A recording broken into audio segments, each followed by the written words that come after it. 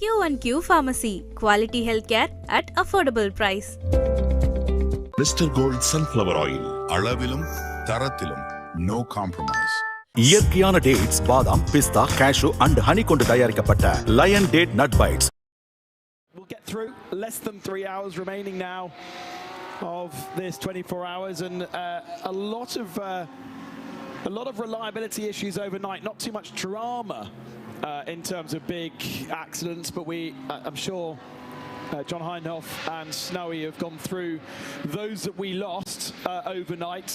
We already knew before we went off air about the GP Racing team and Red Ant Racing. Those two were quite early retirees. And the next on the retiree list is the JMEC Engineering BMW, which possibly retired before we went off air last night. It was certainly having lots of issues with what they thought was an engine or gearbox mount issue, which is creating a problem with a sensor, and the car was effectively shutting off.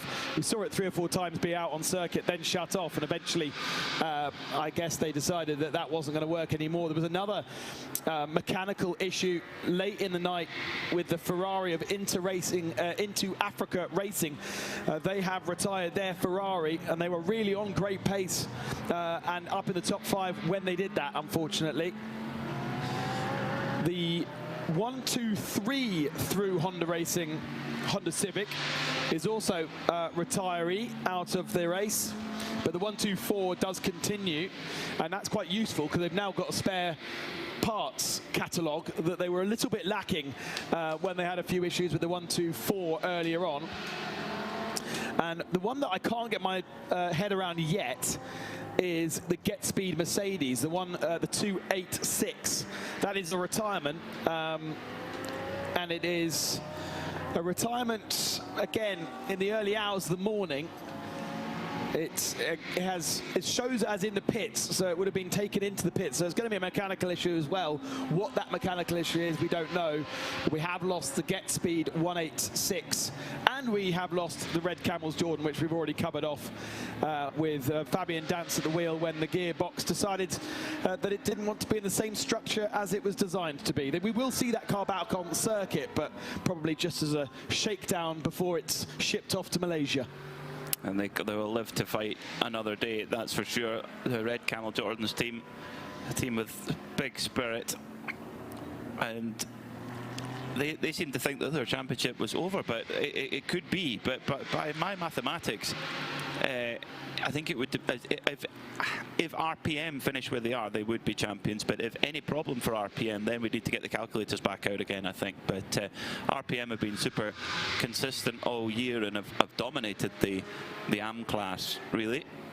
When we are, this is 2 hours and 50 minutes to go in the race, but 2 hours and 50 minutes to go in what's been a season, and what a grand tour it is of the very best of Europe. Mugello is a circuit which, certainly in the two-wheel world, is almost spoken about in hushed tones. It has this mythical property, and it's an amazing circuit to go to. Spa needs no introduction, but if you'd like an hour lecture on it, Ben Constanduros is available anytime. It's very great too. Actually, when you retire, Ben, you should just do Mazda MX-5 guided tours an hour after each other. You take people out, and you just smart for two, and you just take them around the old circuit. Then we went to the seaside, Misano, a lovely place to spend in the summer. Paul Ricard is a circuit where you look at it and you think, oh, it's actually a very modern circuit, but actually it's a circuit with huge heritage, and the amazing, most iconic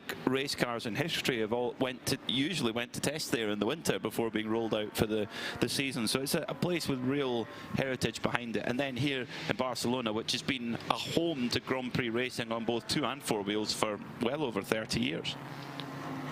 It's not a bad little calendar.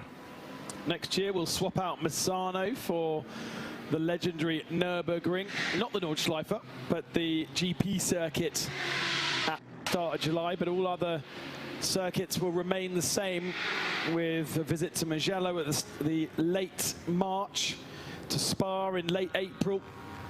Then it will be Paul Ricard at the start of June, the week before the Le Mans 24 Hours, which actually is a traditional SRO date.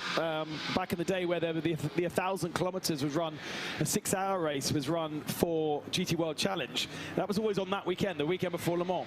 But they've recently moved that to be a season opener. So Paul Ricard opens the championship for GT World Challenge, which means there is that availability. And of course, you have a very, very long day in the south of France at the start of June. You're almost at the longest day. And they're quite good at putting on rooftop parties at that time of the year as the sun goes down. It's obviously a very enjoyable area to party down on the coastline of the Côte d'Azur, and they try and replicate it at the Paul Ricard circuit. So usually tickets are very cheap to come and have a watch, and the local towns come up and enjoy a rooftop party on Saturday evening, and we can then be racing or have finished racing around that time. So it's be an enjoyable change of date, which means Nürburgring in July, the week after the Spa 24 Hours. So that should be interesting to see how that affects any entry, whether we'll have Spa, we'll have guys from Spa just driving their cars across to do a 12 hours at Nürburgring after 24 hours at Spa. Why not? And then the traditional end of season race here at Barcelona in its basically its traditional date, although a week earlier next year than it is this year. Won't have too much of an effect really, although I think it does clash with the revival. Not that particularly matters, but it does mean that we won't have this Spa 6-hour clash that we have this year. The classic endurance race at Spa-Francorchamps happening this weekend. And even if it's a classic race, it does take away a lot of the gentleman drivers that might also be racing in this kind of a race. Because, you know, you have your gentleman drivers that will own a modern GT3 car as well as perhaps a couple of classics. Lots of toys in the toy box, definitely. Yeah, you can't just have one. No, definitely not. Konstantin Dressler is tearing time out of Andrei Solochev for the overall podium. Dressler putting in a great stint there. He's 145.1 on the previous lap, 149.8 for the Continental Racing Audi ahead. So Dressler is pulling time hand over fist. He's only 5 seconds away now. So at this current burn rate, just a couple of laps, and he'll be right on that blue, white and red Audi R8 LMS GT3. Still at the front of the field though, we have two, in fact we have an Am class 1, 2, 3 at the front of the field. Those crews, big respect to the driver lineups to keep on trucking and not make the mistakes when other pro cars have, you know, they've had problems or made mistakes or what have you. You know, they've just kept on trucking, and to, of course, the teams that prepare the car and keep them going through 24 hours. Yeah, just the one full-fat pro car left in GT3, with Hassarti at the moment sitting in 5th position. There were only 3 of them, but the other 2 have retired, Red and into Africa, which leaves ProAms and AMs and that one Hassarti Audi. Yeah, as we were leaving the circuit last night, around 10:30, the poor old Into Africa Ferrari was being brought back on the Royal Automobile of Catalunya. Oh, is that early on, was it? Yeah, for the second time, unfortunately. So, yeah, a real pity for that crew, but they'll be back, I'm sure of it as well. And yeah, a very strong package indeed to go racing with. Now, the time, the gap for 3rd position is now down to 2.2. So Dressler is getting closer and closer, and could well get the move done on this lap, because sector by sector just tearing time out of the Continental Audi. Proton Huber in position to win the championship overall in GT3. Saw last year an Am class car win the overall GT3 championship in Herbert. This year, if Proton Huber can get it through the next 2 hours and 44 minutes, they will do it as a Pro-Am class car. So really impressive, and you know, what an experience for Jörg Dreisau, the car owner, to be able to do a full championship with a Porsche factory driver in Klaus Bachler on the team. Manuel Lauk, an absolute legend at the Nürburgring. I think he's up to 7 class wins now at the Nürburgring 24 hour, and what a year they've had across this European season in the Michelin 24 hour series. Carla Velti is our pit reporter for the next hour or so. A new member to the RSL Radio Le Mans team, and a very welcome new member indeed. I heard your microphone on, Carla, so I hope that wasn't a mistake, and I'm about to throw down to you, so prepare.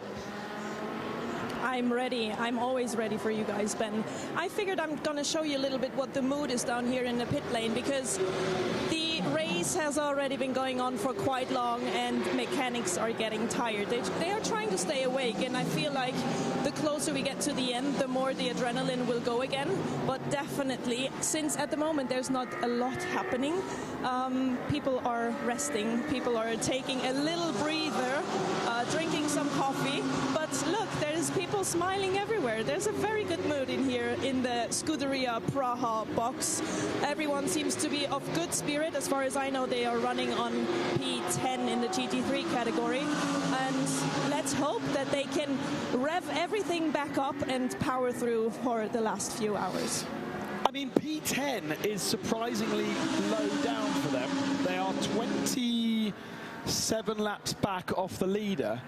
That suggests to me that they have had some drama overnight to be actually behind E2P Racing, which we know had drama.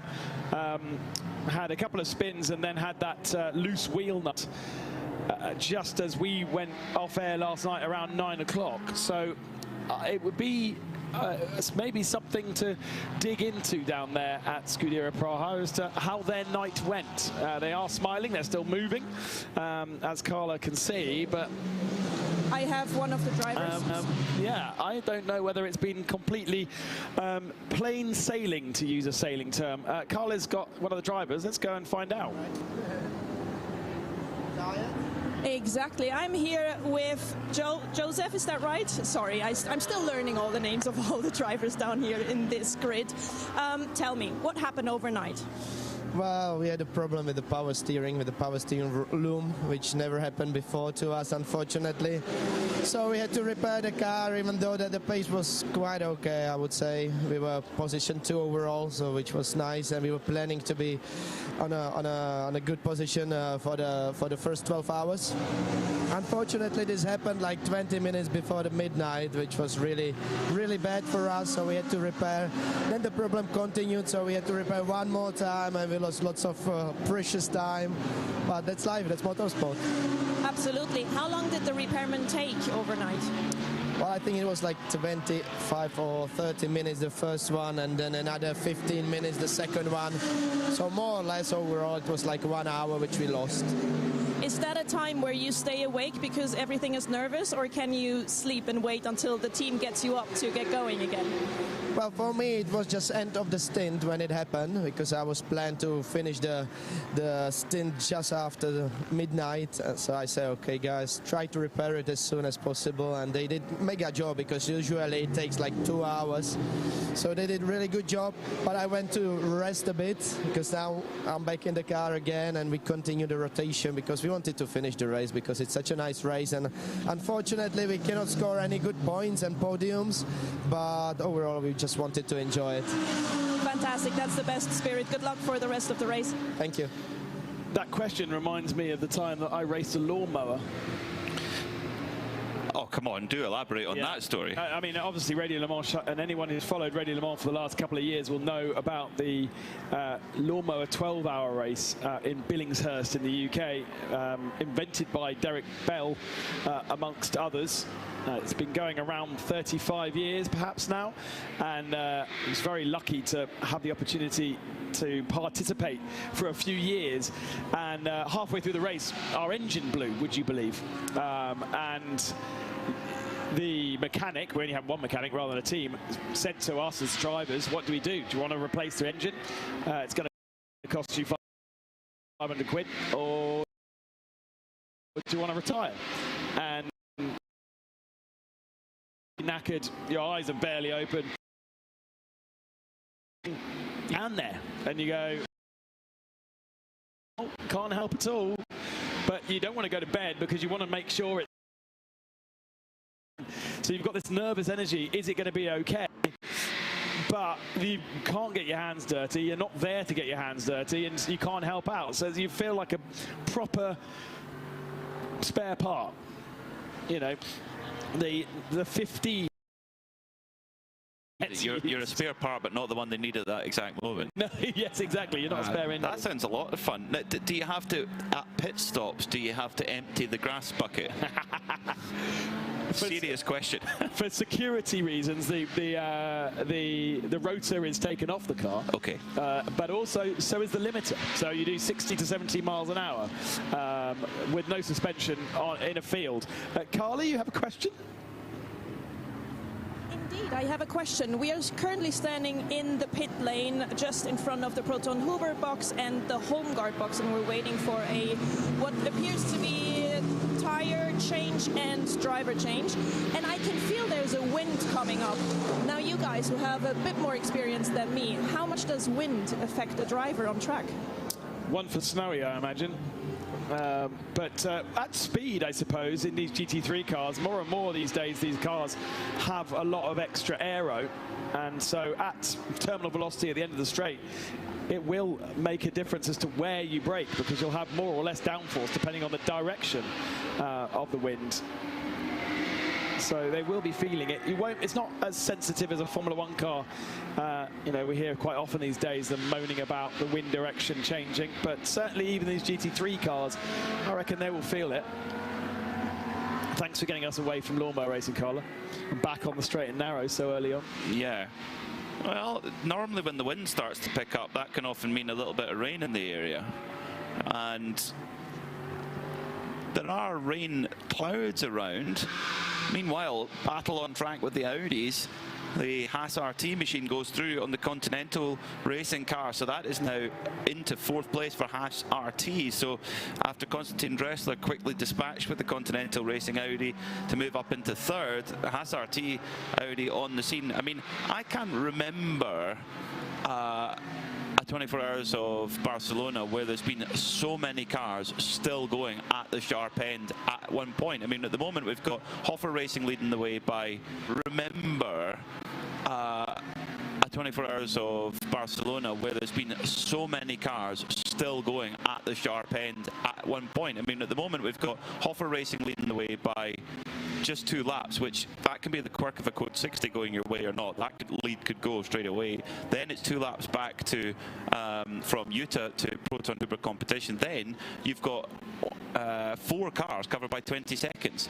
So this race easily, I think the nerves right now in the Hoffer Racing camp, you know, that team to get an overall win would be at a 24-hour race would be amazing. They have done it before as a team 12 years ago.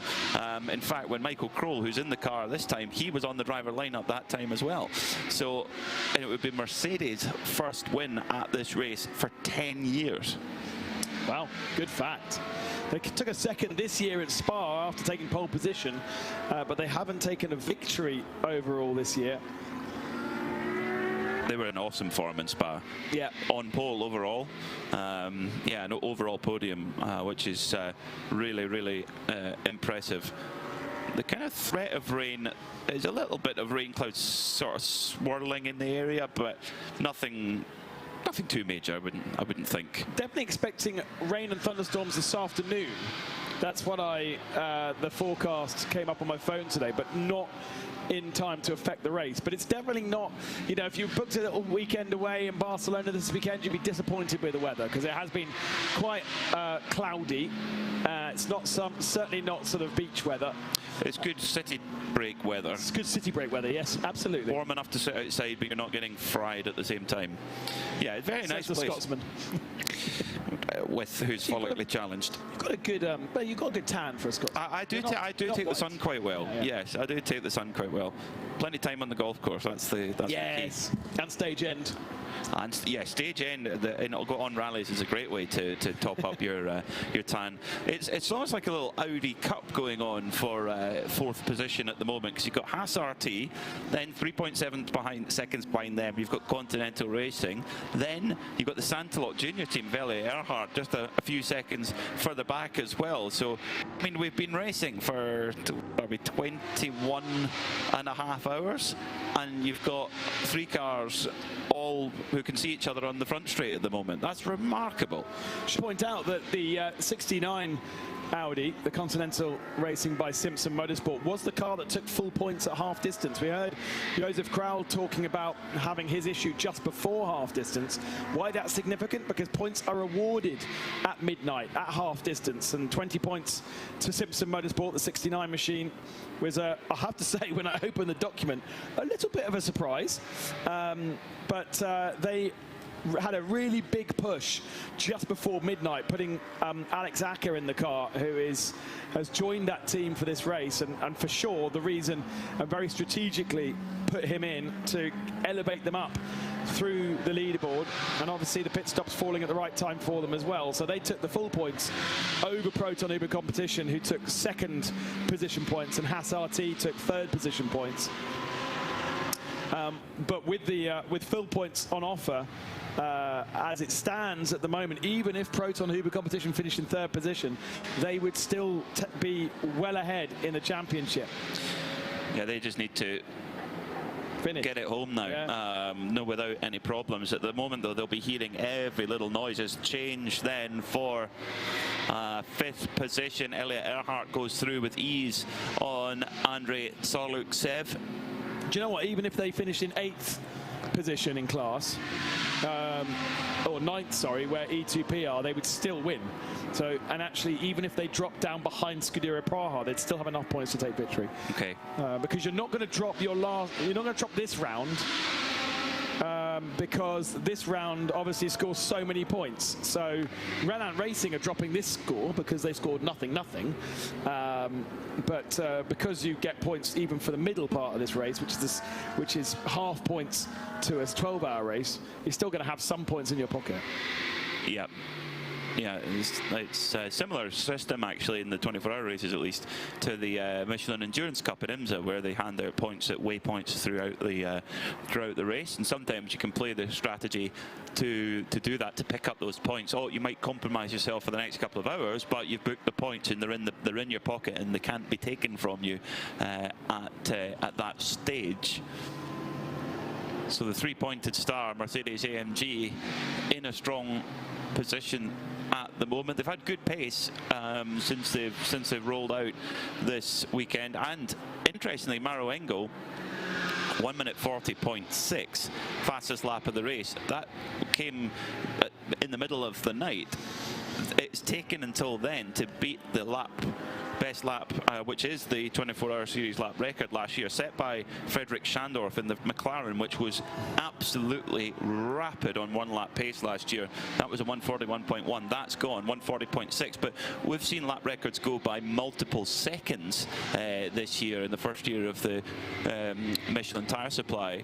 And it's just been the track conditions, really, that haven't quite given the performance that teams might well have expected. But the lap record is gone, and I think we'll continue to see those benchmarks continue to be improved upon as the years go by. Ooh, bit of a slide coming through turn 3 for the Haas RT Audi. Mathis Lismol, young Belgian driver, giving it a good old push through there. Driver with good GT3 experience for a man of his tender years. 2.5 hours remaining. It is time to start talking spirit of race. Every single 24-hour series race, we award an award to, or a trophy, to somebody who, as a collective commentary team, we feel is deserving of the spirit of race. So often it seems to be teams that have battled against adversity, come back from accident damage or difficulties, and sometimes it can be awarded as it was to Venture in Misano, I think it was, where we decided that because they didn't have any other competitors to race against in GT4, they could have really taken it easy, but they didn't. They pushed really, really hard, and even got themselves a penalty because they were pushing so hard, and they therefore were awarded the Spirit of Race in Misano. Last time out in Paul Ricard, we awarded it to Vipin Nisa Racing, that had an accident in qualifying on the Friday evening, got themselves built up a new car for Saturday morning, and then just reminding me of the result, but they had a really good result initially, I think, at the end of the race. So, and also the fact they all fly over from Malaysia, and you know they're not using European mechanics and just a couple of Malaysian drivers. The whole team is Malaysian, and so they were awarded Spirit of Race for Paul Ricard. I can't remember who we awarded it at Spa. Oh no, at Spa it went to the outgoing Geraint Williams. Jerry, thank you. Haven't quite got the name right there. He, as somebody who had been part of Preventic almost since the beginning and was retiring, so he won the Spirit of Race then. And going back to Mugello, I really can't remember. Neither can I. But maybe that gives you the idea that it's not just simply about crashing a car and rebuilding it. And I really have no idea here. I've got an idea. Go on. My feeling, my heart is tugging me towards Asbest Racing. Asbest Racing have been a great supporter of the Michelin 24-hour series. They bring often one car, sometimes two, for the longer races. They go to every corner of the world. They bring their old Cupra out. They've got their Porsche as well. And in this race, we've got in our global broadcast center, we've got a piece of software that tells us what the age of the tire is. It's done with a little RFID. And at the moment, Asbest Racing, who are leading comprehensively in the TCE category, in fact, they're 1-2 with their Cupra leading from their Porsche. The Cupra has 135 lap old tires on it at the moment, and they have just kept on trucking all the way through. And there's a spirit of the race as well from the drivers that they've kept their nerve as well and have been able to just keep on clicking off the laps, which is the spirit of endurance. And when you're in that slower class, you've got to put up with GT3 cars coming by you like fighter jets all the time when you're driving absolutely on the limit of the car and of your limit, and you've got cars coming left and right of you as well. So my early nomination would be for Asbest Racing, who are in a good position right now. They've got a 20-lap lead over their sister car, so they're 1-2 Cupra from the Porsche. Yeah, they would be my early nomination. Maybe Carla can, if she can hear us, can chip in with her thoughts if she's got a nomination perhaps. Still thinking about it. While she thinks about it, yeah. I would throw out the Vortexes for a similar reason. We heard from them a little bit earlier on how they were doing 100 laps on their tyres, and actually they seem to have got a point where those GTX machines are reliable and ticking off the laps. They've moved themselves away from being the one that the Code 60 flies for. There was almost a joke a few years ago that the Code 60 was Vortex colours because every Code 60 that came out was because a Vortex had parked on the side of the road. That is a story of the past now for Vortex. Selena Marouche was really strong. Olivia Gomez was faster than the 992s in qualifying, and they're able to run 100 laps on their tyres. So in a similar vein to Asbest, and I really like the idea of Asbest, I would also put Vortex out there. Carlo has turned the microphone on, so I don't know whether she has any thoughts on Spirit of Race Award at all, or whether she's got an interview. Carla? Well, listen, when you were talking about this Spirit Award, I headed straight to Viper. I know that they received that award at the Circuit Paul Ricard already, but Douglas, one of the drivers, is here with me. You had quite the race already. There were a few repairments going on. Can you give me a little recap what happened? Well, the recap was we had a bit of contact in turn one in the second stint. And that damaged the upright, so we had to bring the car back in. Managed to change that quite quickly and sort of continued, but we didn't realize that there was actually damage to the steering rack as well. So we came in again to replace that, and obviously that takes longer because there's a lot of parts that you need to take out and before you actually get to the steering rack. So unfortunately, that put paid to our potential of being on the podium. But yeah, we're back so far. How many we got? 3 hours or 2 hours left.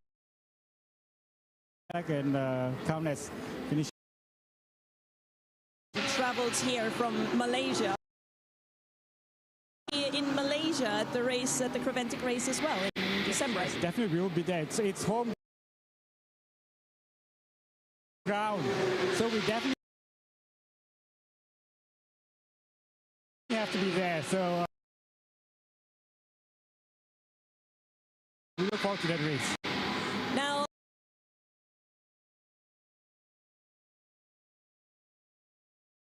unfortunately, as an old man, I've got of the night scenes. That's why I have young drivers in me, so that they can actually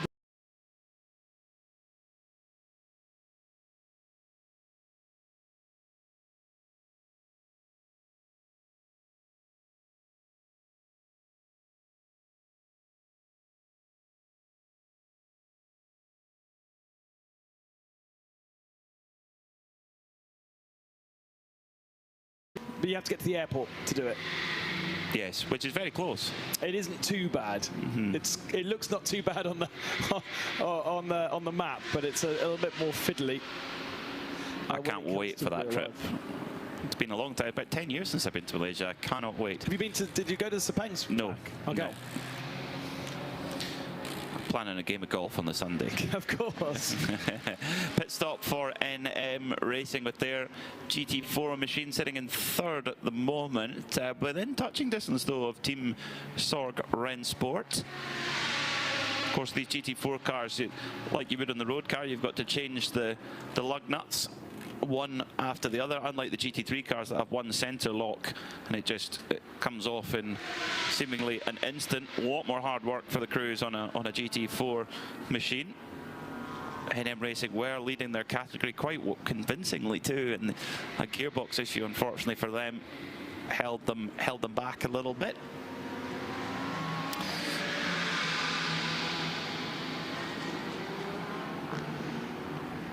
So it's a bit of an orchestrated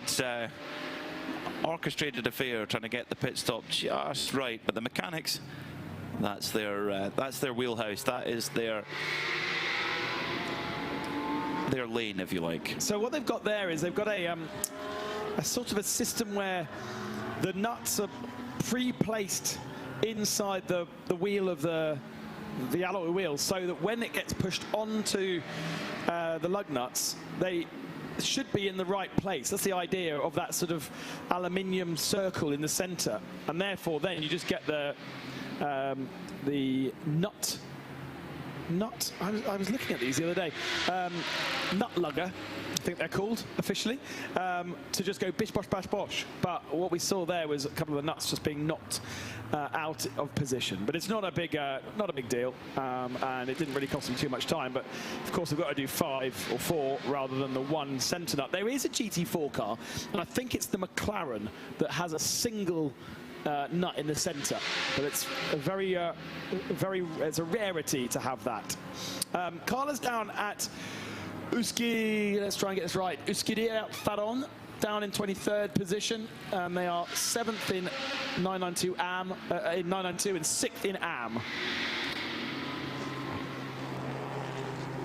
Porsche coming in, and I looked at it from the front and I wondered, hold on, is this the Escuderia Faron or is this the red ant car? And that's when I realized, remember guys, yesterday we wondered why exactly they would change the back of the car, the boot, so to say. I think I know now why, because that helps you guys on the camera to understand which one is the car that got rented out, because Red Ant had a crash on Friday night in night practice, therefore needed a new car, took the one from Faron, and somehow you need to understand which one is which, right? So I think that's why they did it.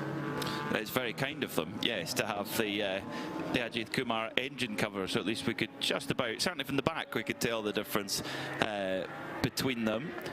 Off go Escuderia Faron then, back into the race, number 949, 6th in 992 Am at this moment in time. Whereas effectively the sister car, if you like, the Red Ant car for Ajith Kumar Racing is in 4th in 992 Am at the moment. in 992, it is Milner who lead the way overall by 4 laps over HRT Performance, who in turn have 2 laps over RPM Racing, who at this moment in time are in position to win not just the 992 Am category, but the entire 992 category, which would be quite an achievement to be able to do that. And they've got 2 hours and 18 minutes of running, which I'm sure will be nervous. I'm sure you'll hear every little noise, and the noise coming from the engine, from the transmission, going, oh, please keep going, please last.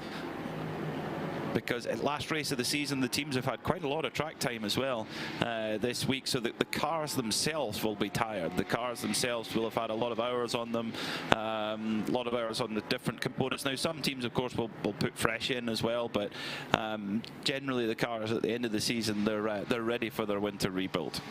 We were talking about that on our way up to the commentary box, weren't we? They've got to do a 24-hour race, but even before doing a 24-hour race, they've had 3-4 full days worth of running, and it isn't as though you see them park up. They pay for their track time, they get their track time, they get the cars and the drivers up to speed, but the cars and drivers probably, I would say the cars have done at least 12 hours of running before they start the 24 hours. There is probably somebody who can tell me the exact number, but it feels that way, and that's quite a lot. So the cars then do 36 hours without proper rebuilds, so you're asking a lot, and that's why, even though there isn't big curbs around here to smash around, or physically it doesn't seem to be too much strain on these cars, we have had some pretty interesting reliability issues across the 24 hours. And apparently at turn 5, the curb was just lifting up slightly on that part of the circuit, so that we had to have a code 60 through the night to actually do a little bit of repair work on that curb. So it is a fully evolving thing. The track will, of course, have a load of Michelin rubber in it too. We did have a support series from TCR which uses another manufacturer, but their track time is very, very limited compared to the Michelin 24-hour series track time. So there's plenty of Michelin rubber rubbed into the circuit. We haven't had any rain all week, really. So interesting though that when we were talking to Paul Truswell about that, he was saying that it gets to a point where it doesn't rubber up anymore and it just becomes greasy. There's so much rubber that the rubber is rolling on the rubber. Although that would have been historical information and data from the Hankook tyre last year, and of course every tyre behaves differently, so I wonder whether with Michelin rubber going down it's a different kettle of fish this weekend. What I do know is when you talk to the Porsche Super Cup guys in the F1, they, with their Michelin tyre, have a real problem sticking to the Pirelli rubber that's down from GP2, show my age, F2, F3 and F1. So there's, all those sessions putting loads of rubber down, Pirelli rubber, and then the Michelin guys come along with their Porsche Super Cup cars and they're like, we don't stick to it. Even if it's just rubber, it doesn't work in the same way. And so they find that if they go to a clean track, a green track that doesn't have the Pirelli rubber down, it's kind of better. Interesting. Very interesting. Tyres are a fascinating aspect of motorsport. Yes, they are. Yeah, black magic. We have 1 or 2 series around the world that have open tyre formulas. Here we use just Michelin's. Pit stop then for the number 18 Santilok Audi. That's Elia Earhart jumping in, a driver change going on, and Carlo Velti has eyes on this pit stop.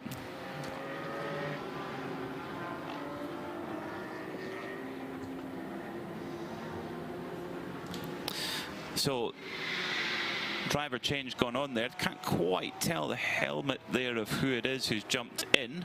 We'll confirm once they come over the line. Is that Lars getting? No, it was different car. No, different car. So Elia Earhart. It's definitely not Lars. No, because Elia Earhart brought the car in. So we'll confirm that once they get to the end of the pit lane. Lars has got into an Audi and it turns out it's the wrong team. And whoever's got in the car has not changed the driver ID yet. Ah, dear. And there's different processes, because some teams get the driver to do it as they come down pit lane into the pit box. So you change your driver ID away from yourself, and then others say that you should do it leaving the pit box. So get in the car, get everything done, then change the driver ID, because it's a little switch on the steering wheel or on the dashboard, and literally it says 1, 2, 3, 4 or 5, and you switch it to your number, which I think probably makes more sense than doing it beforehand, not knowing who's getting in. So got to remember to do that, and you do get told off by race control if you don't switch it out. But at the moment, Elliot Earhart's showing as in the car, but we definitely saw him getting out. We saw him getting out for sure, so we'll confirm that in a moment. It shouldn't take too long. It isn't Pierre Caffer. Correct. Because Pierre Caffer was at the back of the garage. And so it's one of Michael Doppelmayr, Ernst Inderbitzen and Stefan Tribadini. I'm going to put my shiny 10 cents on Stefan Tribadini. I agree. Although between Ernst and Michael, they do need to do 4 hours as Am Spirit drivers. Whether they got them all out of the way last night, we definitely saw Michael Doppelmayr in for over an hour. He did a 45-minute stint and then another one later on. I saw him in the night, actually. He got into the car about 9 o'clock in the evening. Oh no, problem for Asbest Racing. Their Porsche, the number 111, is grinding to a slow crawl at turn 5. The smoke does not look good from that car. No, it does not. Oh dear. This is not smoke coming from any corner of the car, it's coming from the back of the car. Of course, that's where the engine is in there. And there's a lot of fluid coming from dropping underneath a lot of fluid being leaked onto the circuit on the right-hand side of the road, coming down towards turn 7. The team need to get onto the radio to that driver and say, get it off the track, because there's fluid coming out. That's not good at all. And when the smoke disappears, the fluid is gone. That means we could really be game over for that car. That is such a shame. Carla Velti's down in pit lane. Carla, what have you got? I am here at Cineulagam with Ilya Earhart, who just got out of the car. Tell me, how was that last stint for you? Yeah, I did a double stint now. It was really good. Yeah, we are fighting now for ProAm. We had bad luck in the night with 2 penalties, and yeah, the team did an amazing job, because we have big problems directly before the start, and they did not sleep for 2 days now. And thanks a lot for that. That sounds incredible, the whole team effort that always goes into this. How is it driving with your teammates? Do you have all sorts of categories in the car driving? Is that a challenge in itself, or are you guys getting along well in the car? We know each other for a very long time, yeah. And yeah, we trust each other, and no, it's okay for us, yeah. Now it's Stefan pushing and then Pierre for the end, and we will see what is the final goal at the end. We had a technical question. You guys have to change the driver ID in the car, right? Do you do that when you get into the pit lane, or does each driver change that when he gets out of the pit lane? It depends. Some driver have to put it with a button, and some have it on the helmet. You just put the radio on, and then the driver change you can see on the dash. How is it for you? I have it on the helmet. Very easy, then you don't have to remember to push the button. Yeah, for sure. And I can just focus to drive. And now you have to focus to watch, right? You're done for this race. How is it for you to be in the viewer's seat, basically? It's okay. I trust each other, the other driver, and Pierre's doing the end, and yeah, let's see what happens. All right, thank you very much. I think your car is just getting fuel. Is that a possibility? Did I hear that right? Not quite sure. But anyway, good luck with everything for the rest of the race. And let's see where you end. Yeah, we've got code 60, Carla, because it's one of those weird things. You sort of, at Le Mans, suddenly the track goes quiet. You're like, uh-oh, what's happened? We've just had that happen because of the 111 grinding to a halt on the outside of turn 7. Needs to be rescued. It's not going to be a long code 60 because it will be an easy retrieval for that car. But there might be some sweeping. Was that a sweeping sign? No, that was me going, fluid. Oh, fluid, yes, fluid. Good point. Yeah, the fluid, that will take a little bit of time to clear up as well. You cannot leave any kind of fluid on the circuit. Looked to me like fuel coming out rather than oil. Okay.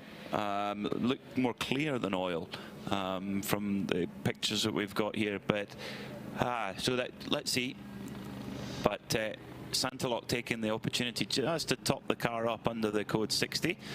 You can do that, but only up to 25% of your allowance when the code 60 is out. Also, you cannot change tyres if there have been 50.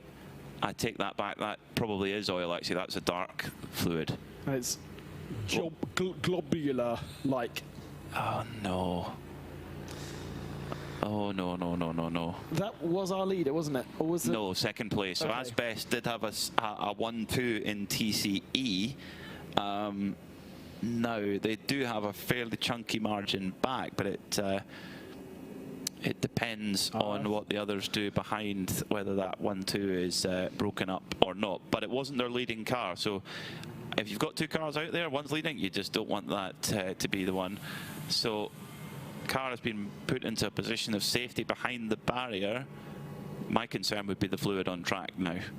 And an opportunity under code 60 to give the rest of the track a bit of a clean as well, as we saw yesterday. So many marbles out there. The offline is very, very dirty. Not too much gravel, I imagine. You know, there's at Les Combes at Spa, you always have a lot of gravel build-up on the third part of Les Combes. We don't really get that here too much. Perhaps a little bit down at turns 7 and 8. But an opportunity to sweep the track and an opportunity to get the cars filled. So the marshals already going to quickly inspect the circuit, see if there is fluid down, if so, where is it, and making sure that it's all completely treated before we can carry on. Well, it's going to be going into turn 5, isn't it? There we go. It used to be cement dust they use. Sometimes they use gypsum as well. So this, yeah, where that fluid trail is on the track, and it is at a point where, you know, it's not absolutely on the racing line, but it's close enough that in a multi-class scenario, if your faster car's going around a slower one, to be honest, if it's anywhere on the track surface, it's got to be treated. And the Royal Automobile Club of Catalonia marshals already hard at work to get the track treated and back in a safe condition. There's got to be a better system than a bucket and a man's handful, surely. But there's a romance to this, though, Ben. What's it called? It's called quick. It's not called quick dry, but there is an of course, there's an FIA system, which is a bit like concrete dust. Which actually this looks more like just concrete dust, but there is a specific compound that's been developed by the FIA, which of course is hugely expensive. We use gypsum at Knockhill. Gypsum, which is less bad for the environment than cement dust. Okay. But the main thing is to get the track into a safe condition. Imagine it's, you know, a 24-hour race is very tiring for everyone involved, for the crews, drivers, mechanics, etc. But spare a thought for our I was going to call it the Orange Army, but they seem to be the Red Army in. But that means something could be contrived as something completely different. But we can call them the Orange Army in the UK, but they're wearing red in Spain. Before I cause another international incident, let's go down to Carla Velti in the pits. I have one of the Asbest Porsche drivers with me. Stephen, is that right? Yes, correct. I'm so sorry. I can see the heartbreak in all of your faces. Your team has been working so hard to keep that car alive. We don't know yet what exactly is going on. What are your thoughts right now? Yeah, what can I say? This is not the 24 hours as we hoped for, but yeah, it's racing. It's always something. Although we got some fun time during all the hours we had, but I think it's over for us, so yeah. Well, the car is not back yet, so let's wait and see what it really is. I just saw your colleague Conrad. He was actually getting ready. He stood here with the basically ready to get the helmet on, and all of a sudden I can see in his eyes, oh no, my car is not coming back the way it should. You as a driver, how is it disappointment? Is it pain? What is going on in you inside of your brains in that moment?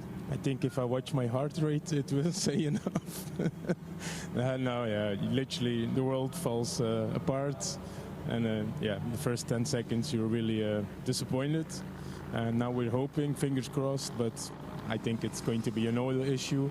I already got some warnings during my stint, so I think it's going to be difficult, but let's hope. I will come back to see you guys when we know more. Thank you very much. All right, thanks. And the lack of sleep just amplifies the emotions. At the end of the day, we're just doing motor racing, right? But as he just said, your world ends in that moment. And you look back the next day and go, God, I was so emotional about that. But you are so engrossed in it. This is all that matters. You're focusing on it. It's all you're thinking about on the lead up to it. You're in the race, and then you're getting yourself ready to go out on circuit, and then the car doesn't come back, and it's game over. And it's out your control. So that's part of it. It's out of your control. If you make a mistake, yes, you're annoyed at yourself, but you're like, it was me. But when it's something completely out of your hands, it's just, yeah, gutting as well. Marshall's still hard at work keeping the cars over to the left-hand side of the road on that run down towards turn 7 as they continue to do their hard work. Seeing obviously most people taking advantage of this Code 60 to do a pit stop. Unfortunately for Jutta Racing, they had just made a full service before the Code 60 came out, so they haven't needed to come in because, well, there's probably no space in the tank, and they'd already changed the tyres. So Jutta Racing not taking advantage of this Code 60, and neither have HRT Performance or Seb Lejeune Racing, both of them relatively early into their stints, and therefore deciding not to top off with fuel or change tyre. To say 40 kilometers an hour in pit lane, 60 kilometers an hour out on circuit, so you lose a little bit of time, but an average speed at full racing speed around here is around, go on, you've got the actual number, haven't you? Do you want to guess? Since we're on a Code 60, we'll play a game. Go on, guess. 105 kilometers an hour? No, that's too slow, isn't it? 125 kilometers an hour. 165. Average speed? 103 miles an hour average speed, yeah. Wow. Okay. So that is... in a GT3 car. 3 times faster than a Code 60 speed. Yeah. Nearly, yeah. So that's, you're losing 3 times more time under green flag to under Code 60.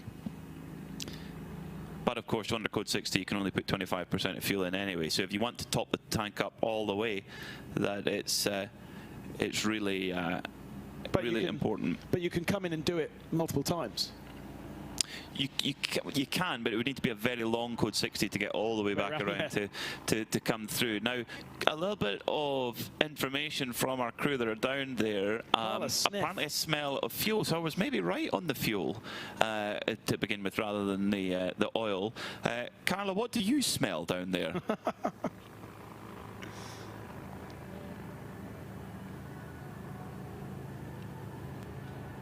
In the pit lane, and it's a very funny question to ask. Listen, it smells. In my opinion, it smells a bit fuely. But honestly, the whole car is still very hot, and it's hard for me to tell what it is exactly. What I did see is that before they did move the car just now, they did look underneath it. Maybe because they're curious, but also probably because they need to make sure that when jacking the car up, there is no problem. They don't maybe leak more fluids when they get the car down here. Into the pit lane. Maybe something interesting as well, there is different ways of getting the cars onto those transporters. In this case, the driver had to stay in the car. There's other cases where drivers are allowed to get out and drive up front. Yeah, there's a whole organization behind how these cars are being retrieved and brought back to the team. But I will keep my eyes and nose open, and we'll try to find out what the exact problem is. One of the roles of a pit reporter at these crucial moments in the race is the sniff and taste test for various liquids out on circuit. I'm sure Carla, as a daughter of a motorsport aficionado and family, has once stuck her finger in a fluid to see what it tastes like, whether it's viscous or not, whether it tastes of water or oil, what color it looks like. That looks to me like oil. That looks to oil to me, that's for sure. But there is a bit of, there's quite a lot on there generally. Is there both, maybe? Carla, you're right there having a look at it. What do you see? Thick liquid, especially the part back here. Even though it was just tilted completely, it didn't leak down much. So that part for me definitely looks like oil. Not quite sure what up there is, because they put a lot of sand over it already to keep the transporter here as clean as possible. But yeah, Sepp just put his finger in. It is very oily indeed. So yeah, that doesn't look very good. So it was oil. I suppose it was coming from the engine area. So yeah, okay. Regardless, that's it. Well done, Seb. Well done, Carla. Well done for doing the back to green flag then. Feel. So the teams will need to tell their drivers to be very wary at turn 7 to begin with. As race leader number 11, Hoffer Racing, Torsten Kratz, not dipping a wheel on that area that has been treated. Now, crucially, Hoffer Racing doing 2 stops under code 60. They were in the pits at the start of the code 60 for their full service, and then after 2 laps, Torsten Kratz came back in, presumably for a little bit more fuel, and so topped off. They are now not 4 laps ahead of Haas RT, as the graphic suggests on your left-hand side. There is now only a single lap difference, because Haas RT and Continental Racing only visited the pits once. In fact, you can say the same. Well, no, Jutta didn't visit the pits at all under the code 60. So from that 3-lap advantage that they had before, it is now dropped down to, it is over a lap, because over the line comes Hoffer Racing now. Hang on, does that look like it's going at full racing speed? Yes. Yeah, okay, fine. Thanks. Thanks for answering that so bluntly. Torsten Kratz, yeah, just pushing on there in the Hoffer Mercedes. Where's the 21 car in relation? So it's about a lap and a half behind then, isn't it? Haas RT just coming into the penultimate corner at the moment. So that's clever. Hoffer Racing have definitely been, as they've built up a bit of an advantage, they've played it safe in one of the earlier code 60s an hour or so ago. They did the brake change at the rear of the car, just keeping everything, keeping the car serviced, keeping it going. An hour and 56 minutes to go. I mean, what this would mean for that team, a family team led by Dad, Michael Kroll, and his daughter Chantal. Chantal's husband Alexander in the car as well. Even Chantal and Alexander's kids, they come to every race. They've all got their Hoffer Racing uniforms and everything. It's a family affair. And then Max Bartel and Torsten Kratz, part of the team this weekend. They're huge supporters of this championship. I've been racing in this championship for so many years. In fact, this race is the 50th race for Chantal Prince and for her dad Michael Kroll. And well, to do that, to win a race overall, I mean, they're in the Am class, don't forget, and that's normally what they focus on, but to be able to win a 24-hour classic overall would be quite the achievement and quite the experience for that family. Hoffer Racing number 11 lead by 4 minutes and 38 seconds over the Haas RT Audi, with Ramez Azam aboard. Under 2 hours remaining now. Great to see Viper and Nisa keeping going, because they have had to do a lot of repairs throughout this race. And Red Camel are back out. Good to see. So they're a whole gearbox change. They had a gearbox failure during the night, which has potentially cost them a championship. Endurance racing can be very, very cruel sometimes. Yeah, so I'm not sure we're going to see this car finish the race. It is just going to go out and have a bit of a shakedown, make sure it's good and ready, because, well, I guess it doesn't, I don't know exactly how long it takes to ship cars out to Malaysia. They will be on a boat. And I know certainly the World Touring Car Championship, you always used to love coming here to Barcelona, because you've got such a major port to be able to put the cars on a boat and send them off either to Asia or over to America. And it is going to take a decent chunk of time to get them over to Malaysia. So probably, not sure 2 months, but there won't be very much time for that Red Camel's car to be turned around and prepped before sending to Malaysia. It might not go back to Holland, it might just go straight down to Barcelona or stay here, and then the Creventic guys will be shipping the cars over to Malaysia. But I think it's a bit too early for that boat to sail right now. Down in the pits is Carla Velti. Carla, what have you got for us? Unfortunately, I have heartbreaking news from the asbest box. So they got the car in, they are checking everything, and within almost no time, I got the news that the engine blew, and that's it for this car. Maybe one thing that is interesting for the viewers to see, Sepp, if you follow my finger a little bit to the left, you see that there's a person in black standing there. Porsche is very, very big on customer racing, and they usually at these type of races have a Porsche team on site who are always available to the teams, gathering data, helping, trying to improve the car as much as possible. In this case, it's all about data and understanding what actually happened.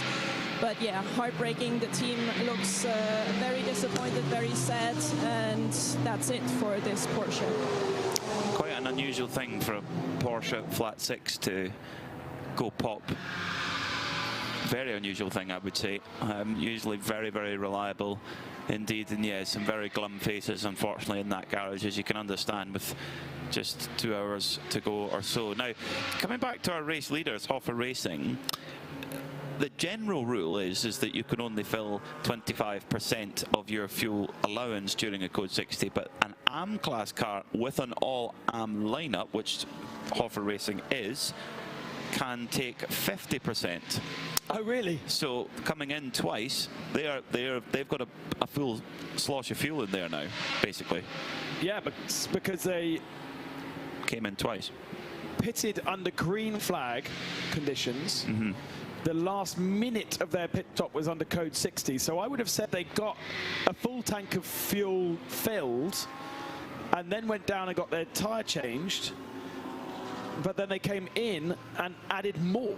So they're not going to have got 50% in. They wouldn't have been the capacity. No, they didn't need to, but they've topped it up. And absolutely, they've got, and as you know, being an AM class car, they can take the full 120 litre. The car only has a 120 litre fuel cell, so you cannot fit any more in it. So it's really fuel to go. So that means they will need only one pit stop before the end of the race. And actually, if you had a lot of Code 60 in the last hour and 50 minutes, they might not even need to stop at all. Yeah, we have seen cars do an hour and 50 odd on one tank of fuel, yeah, surprisingly. You would need some Code 60 for that to be the case, but even then, with just one quick splash and go for Haas RT. Of course, they're a Pro Class car, so they can only take 25% under a Code 60 and have a slightly smaller allowance of fuel as well.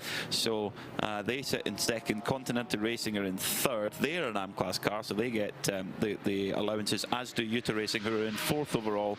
Proton Uber Competition are in fifth right now, but that is still good enough for them to win the championship overall. Continental are an AM class car, but they do have a semi-pro in their car. Ah, so they can't. That's right. Well, which is a rare thing, because they don't usually have Alex Acker or a semi-pro in that car. So they will have only been able to do 25%. So for sure, Haas RT and Continental Racing owe us one more stop, I would say, or certainly a proper stop versus Hoffa's maybe not full service. Utah Racing also will owe us a stop. Hadn't thought about how close we were to the end of the race. It feels like we only just woke up, but we are definitely working back from the end of the race to now with 1 hour and 50 minutes remaining. Carla.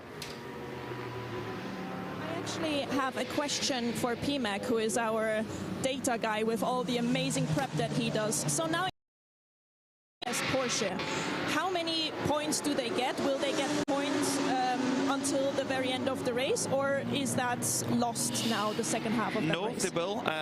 They will get all of the laps that they've completed. So right now they sit in second in class, but the car third in class, which is the THRW Honda, is circulating and is 30 laps behind. So yes, that would mean then that if they kept going without fault, they could get up into second position, which would push back the asbest Porsche, but they would still be on their class podium. Yeah, so they still would to get to spray the bubbly. Don't let them go home, Carla. No, no, they've got some Paladin Prosecco to spray all over the podium. I hope that they are listening, because they actually, some of the mechanics asked me, and I just forwarded that question to you, but I'm sure they know that, and I'm sure they will be around to celebrate. It is one of those little quirks of Creventic racing, that if your class is small enough, or if you retire late enough in the race, you can still be on the podium. So you have this weird feeling of deflation because you haven't finished because the car is retired, but then you are still invited up in the podium to celebrate your third position or whatever. But every lap counts. You know, it's like you're almost like points being booked. If you've completed the laps, that's how you get it. So number 28, Benjamin Pack for TFT Racing, the pole-sitting car, sits in 6th at the moment, but is interestingly lapping considerably quicker than the car ahead, which is Manuel Lauk in the Proton Huber competition car. That I wouldn't necessarily expect it. I don't think there's anything necessarily to worry about for Proton Huber competition. They potentially could be on a fuel save to try and not have an unnecessary pit stop. They are leading the Pro-Am category at the moment, but of course their nearest rival is TFT Racing with their Mercedes AMG. So this is properly game on. GT3 Pro-Am is alive. RAFA Racing effectively have lost the ability to win the GT3 championship by dint of not scoring enough points at midnight. 20 points available at midnight, and they only scored 10 of them.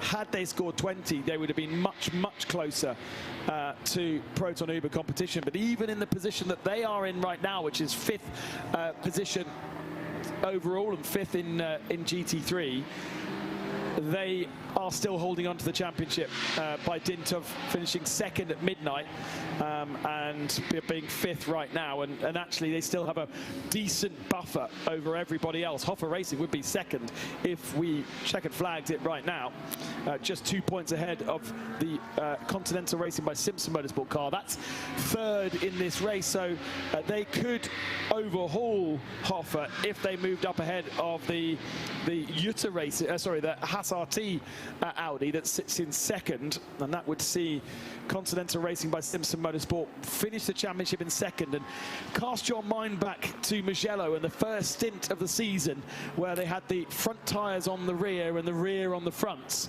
That is quite a progress to get 2nd in the championship after learning the hard way in Mugello at the start of the year. And they're in position to win the Am category. Yes, of course. Yeah, which would be a great run, that win in the Am category at Paul Ricard. 2 podiums as well in there in class. In fact, it would be a total of 4 podiums overall actually across the 5-round season in the Am class. So it's been a great battle all year long, all the way through. Now, personal best lap times are being put in at the front of the field. Torsten Kratz has just done a 141.9, and Ramez Azam in the Haas RT Audi in 2nd has done a 141.5. So, unlike last year, where we saw the best lap of the race set on lap 3, the lap times are coming thick and fast now at this stage of the race. Just an hour and 45 to go. And I think that's due to the fact that we don't have blazing sunshine this morning. The temperature is still cool. It almost feels a little bit humid. Carlo will be able to tell us exactly what it feels like in pit lane, but it's certainly not what you expect from mid-September mid-September day in Barcelona, where you would usually feel that Mediterranean heat still blaring down. We haven't seen the sun all weekend long. Carla, you just said you're on the podium. Indeed, I am. And the podium here in Barcelona is positioned right at the beginning of the pit lane, and you guys are positioned in the very first comms boxes up there. So I can actually wave up to you, which is very nice for a change. But this here is where every driver wants to be at the end of the race.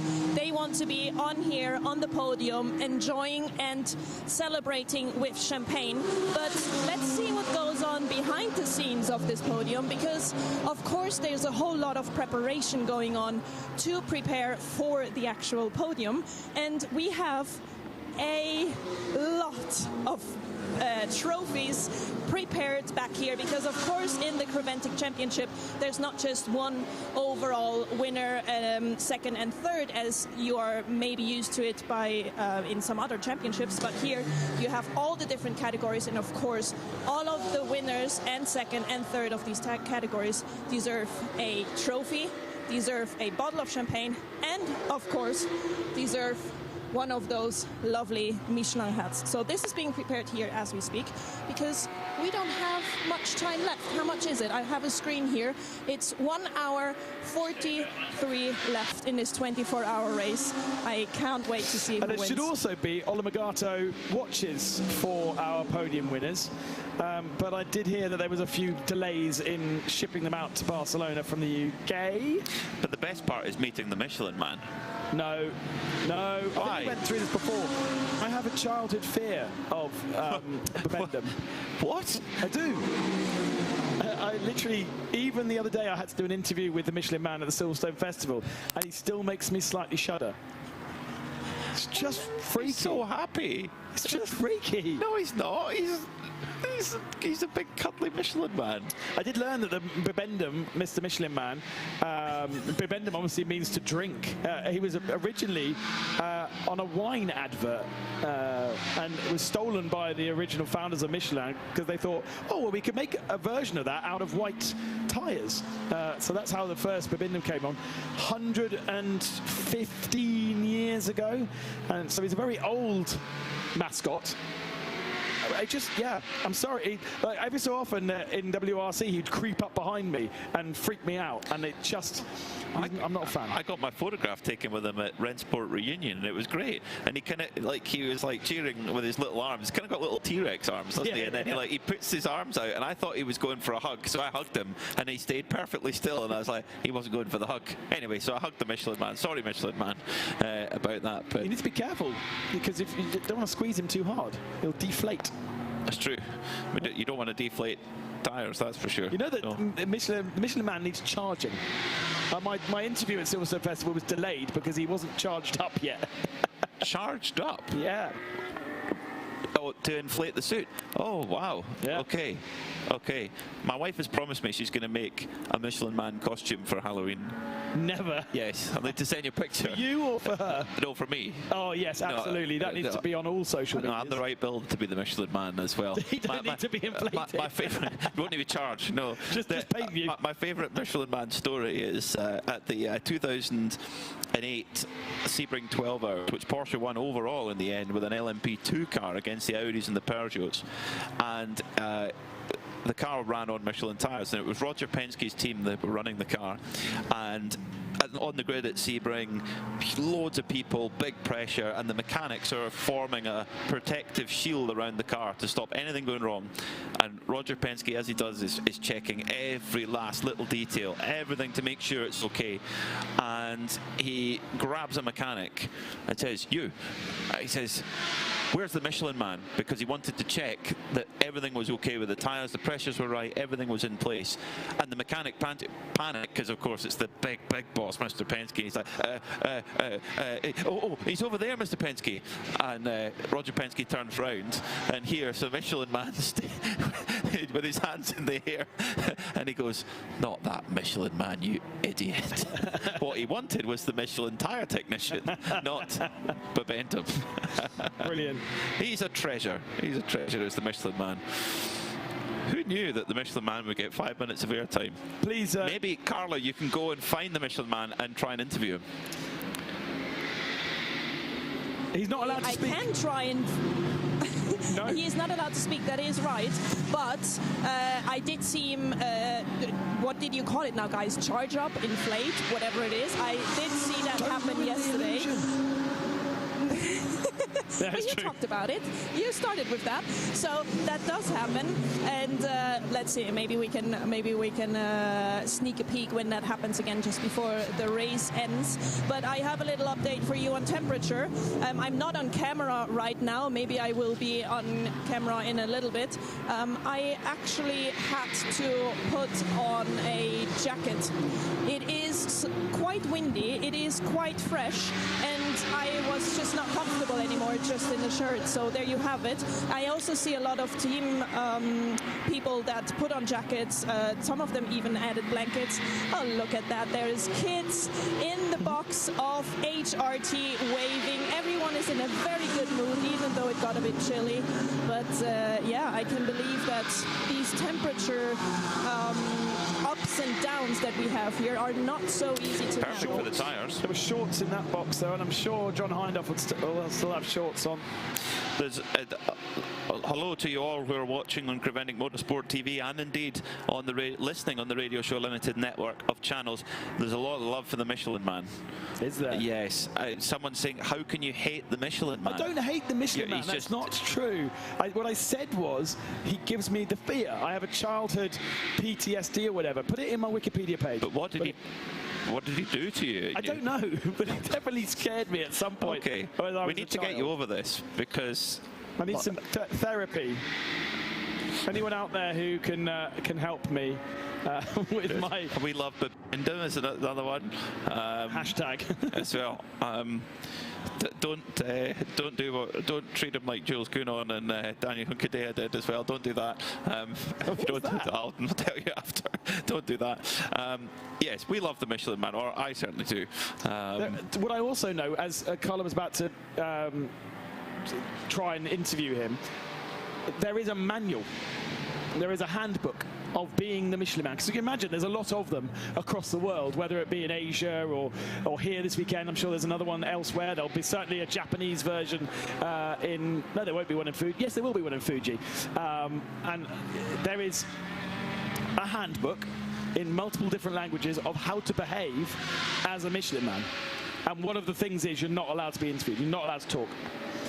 So when I did my interview with the Michelin Man, the joke was that actually the head of marketing was doing the talking, not the Michelin Man. Okay. It was a really bad joke, but it's an international treasure. There you go. So if you once upon a time doorstep the Michelin Man to ask him a question, you maybe he's done something naughty. Don't be offended if he's just not allowed. If he's going to Keanu Reeves you and just ignore you, like I got ignored at the Festival of Speed once, then don't be offended. There's no handbook on being a Keanu Reeves. You clearly hadn't been briefed about who you are. Still, another PTSD. I've got so many issues. You've never watched a Matrix film since. I've got so many issues. No. Oh dear. An hour and 36 minutes to go, and it's game on in the Pro-Am Championship. What are you laughing at? Ben will be ruining Christmas soon. There is only one Michelin Man, but he's all over the world. That's true. Harry also said he would like a hug from the Michelin Man as well. Who wouldn't? Who wouldn't? He's got the friendly face. He's got a friendly face. I don't know how you could... We're going to get you over this, Ben. We're going to get you over it. But our colleague Shay, she has a thing with rabbits, whereas rabbits are very cute, I think. How does that come up on a stream? I don't know. I don't know. If you put people on a microphone for 24 hours, these sorts of things will be talked about. Oh, what's that? No! Michelin Man is getting prepared at the moment. He is getting inflated, ready for action. This is fantastic. The Michelin Man is preparing for duty. He's got his blue Michelin garland being put around him and is ready for action. I recognise those fingernails anywhere. Big thumbs up. Big thumbs up from the Michelin. And Carla's little sneaky face there at the end. Brilliant. Thank you very much to our 0221 team. Flo, our director for the weekend. Just spare a thought for our cameramen and our 0221 crew whilst we're at it. They have been out there all day yesterday. And obviously an interesting remote production that we have here. So a lot of the production crew based in Cologne, where they're cutting these pictures, sending them back to us. We then put our voice on it. Then we send that back to Cologne. And then it gets sent to you out in the world of either YouTube or Radio Show Limited. But the camera crews obviously have to be here. And for those of you that were mentioning potato vision at the start of the race, just to contextualize that, all these cameras are sending their footage back to Cologne using cellular data. So every so often when the sharpness of the picture disappears for a second, that's because, well, somebody's downloading a movie on the same cellular network or whatever. And so that's where suddenly you get a little bit of a glitch. But technology has moved on since the start of my day 20 years ago, where you had to lay all the cables out and connect all the cameras to a truck. Don't know they're born. Don't know they're born. Nor Hendrick says you need to confront your fears, Ben. I'm not confronting the Minuteman. No, you don't confront him. You probably go to a therapist. No, but you know what? A friend of mine is a therapist. Talk you through it. Yeah. And one of the things that she was telling me about a friend who, one of her clients who had a fear of mirrors, of seeing himself in the mirror. So what does she do? Holds up a mirror and says, "What's the problem in that?" And normalises it. But there's nothing normal about Bibendum. There is. Just wandering down the street. There he is. He's an international treasure. My daughter is scared. My 3-year-old daughter is scared of Father Christmas because a friend of mine, when she was 6 months old, popped out in a Father Christmas costume thinking it was funny, and she clearly freaked out massively. So now she's got a problem. Maybe just get the Michelin man to hand out the presents instead. Yeah. All he gives is free tyres. Tell you what, free tyres, that'd be a great Christmas present. Obviously, I'm delighted to say I've got Michelin Pilot Sport 5S on my BMW. Very good tyres. I've got, is it Primacy? Okay, yes. Yeah? Got Primacy. We've got cross climates on my wife's Fabia. Ooh. Excellent tyre, very good. You can drive it in the summer and the winter. Very, very good tyre indeed. Of course, Michelin also in competition for the tyre championship in the European Rally Championship, which concludes next week. One of very few championships to have a tyre competition, right? Yep. Yeah, it is. It makes it very, very exciting indeed. Developing new product all the time. So an hour and 32 minutes to go. How is this little battle going on for the Pro-Am at the moment? TFT Racing are getting closer. Manuel Lauk is lapping in the 45s for Proton Hooper competition, leading the category, but the Benjamin Pack in the TFT racing car is lapping significantly quicker than that, is lapping in the 42s, although Lauk has just picked the pace up a little bit back into the 43s on that last lap. The 69 Continental Racing by Simpson Motorsport Audi pitted a lap ago, full service for them. I think that could be their last stop. 1 hour and 30 minutes to go. It's a little bit on the tight side, but they can go to the end there.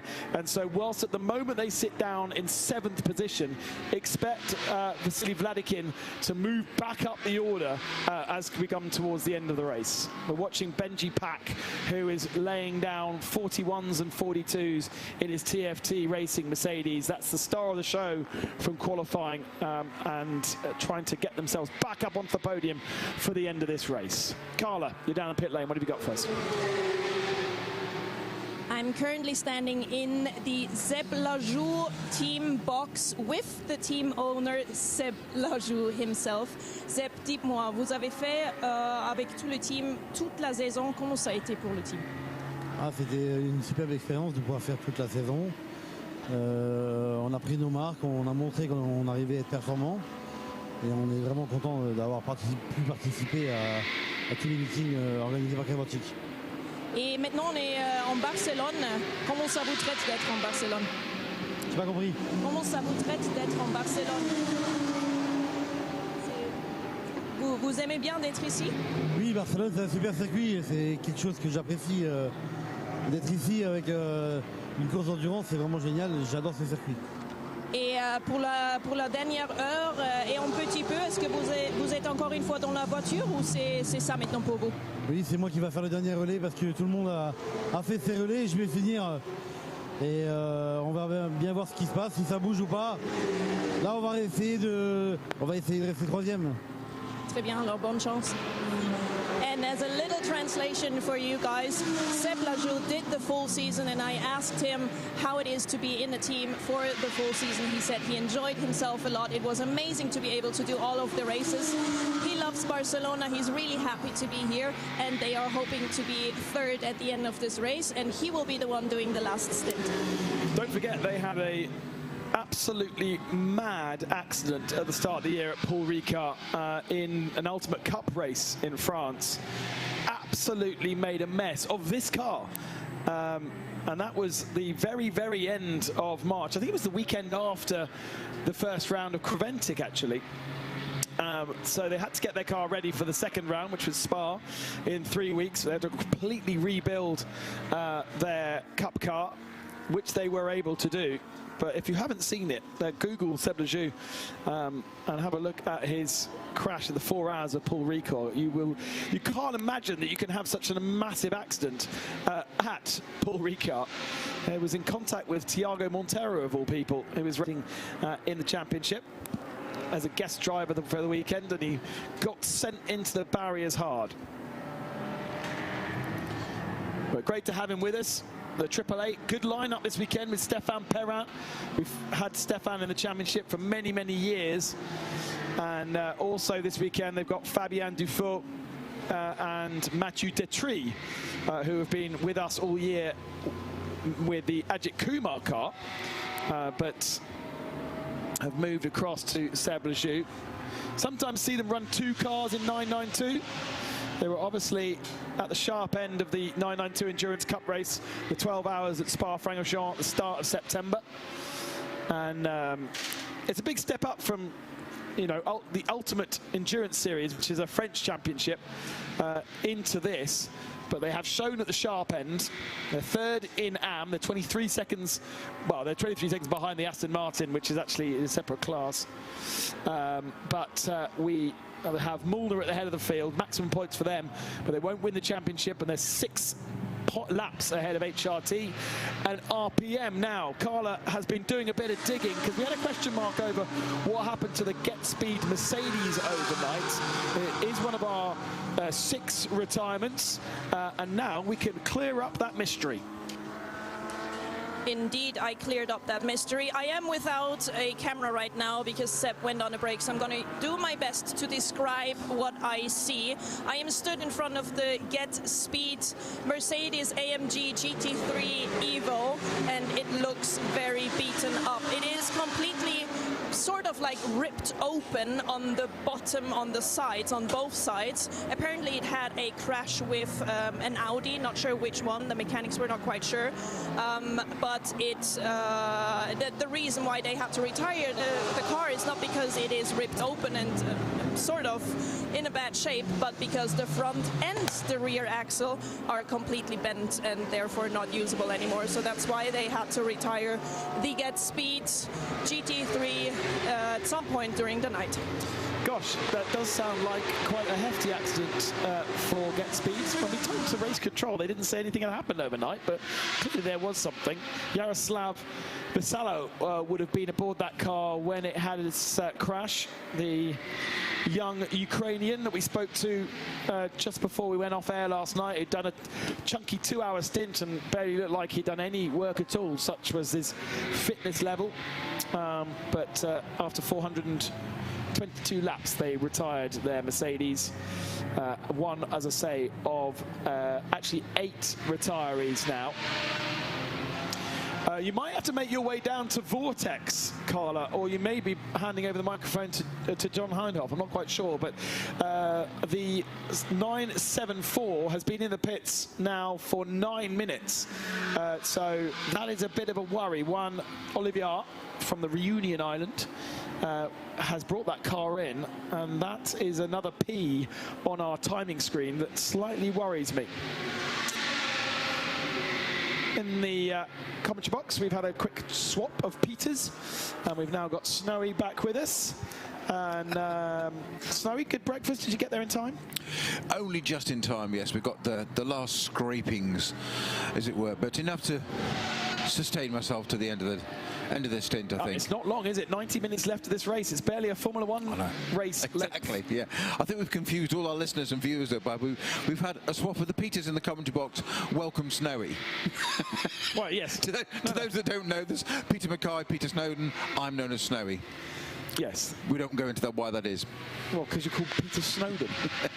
Not everybody gets that, Ben. Really? No. You would be amazed, exactly. You will look and voice and everything. Really? You'd be amazed the amount of people that look at me and just go, why Snowy? You've done exactly that. I so wish we had that studio cam that John and I were talking about earlier, because as I've just said that, I just automatically looked up at my hair, which is the colour of snow. So it's not difficult on 2 levels and the hair. That would only work if you had been grey since the age of 18, and then you were like, yeah. It's not far off, actually. Yeah, really? No, it was back to getting married again. That's when I went grey. It's early in the morning. We have been following Benji Pack because by far the fastest man out on circuit. He has now taken shine off his tyres. He's on 45 minutes of his stint, so he's down in the 43s now, but only 10 seconds off Manuel Lauk for 4th position. Did we get to the bottom of his strange off earlier on, Benji Pack, when he was lapping with John and our stint so much quicker, commentary box stint that is, so much quicker than everybody else, and then between 13 and 14, going around a TC car and TCX car, loads of room, and then just seemed to spear off left into the gravel. Swapped ends. I don't know that we did, but I did see the accident and thought it was a bit odd, but the car came into the pits and went straight back out again. So yeah, with Mauro Engel back at board, so exactly. Because I thought it just seemed odd. It seemed unrelated. There's no problem with the back mark. He went round. It just went off. So yeah. I didn't think it was driver error. It was a very strange thing to go off. Here's a replay of what we're talking about earlier. Maybe just got caught out by the really slow-moving Cupra.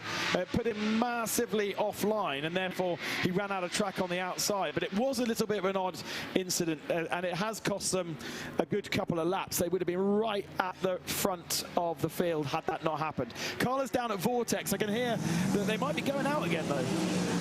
Yes, indeed. Good news. They just now, this very second, left the pit lane again.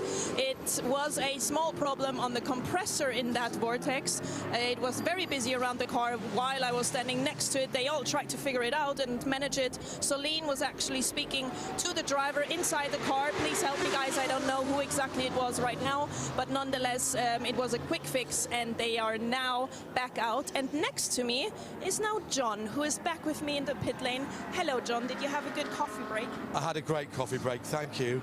And I can bring you some news of the 102 Asbest leading TCE car. It's coming to the pit lane. It had a right front puncture, and they've replaced that wheel and a Michelin tyre.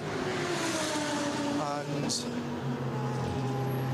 I can actually have a look at it. Oh, that's a nice bit of heat coming off that. So they put 2 front tyres on that gentleman. It's gone back down again. They have a, dare I say, comfortable lead in that category over their sister car, which of course is a Porsche, which is actually sitting behind me in the garage at the moment. That was the car that had the, was that the car that had the engine problem and dropped some of its essential fluids? Yes, the amount of gunk on the back of that car, yes it was. So that was in second. So it is a bit of a, hang on a second, what happens? You got a hole in the engine? Yes, you have a hole in the engine, and so the engine is gone. That's very unusual for a Porsche. Bad luck, bad luck. And also in that category, I'm sorry to say, but as I was walking up, of course, right to the opposite end of the pit lane, from where we normally do our changeovers, so I'm at pit out now. The JMEC car is parked up, the guys aren't there. So the lovely dark green BMW, at least unless they get it out as a walking wounded to do the last lap, guys, that car's not turning any more laps anytime soon. Yeah, the comfort off the Porsche well with Carla a little bit earlier on. The Cupra had done like 150 laps on one of its tyres that was registering to the RFID, so not surprising that it had a puncture, to be honest. They have been running those tyres. I wonder how many sets the Cupra guys have used for all. It's a good question of Cupra and of Vortex, because those are the 2 teams that have been showing up as using them for hundreds of laps.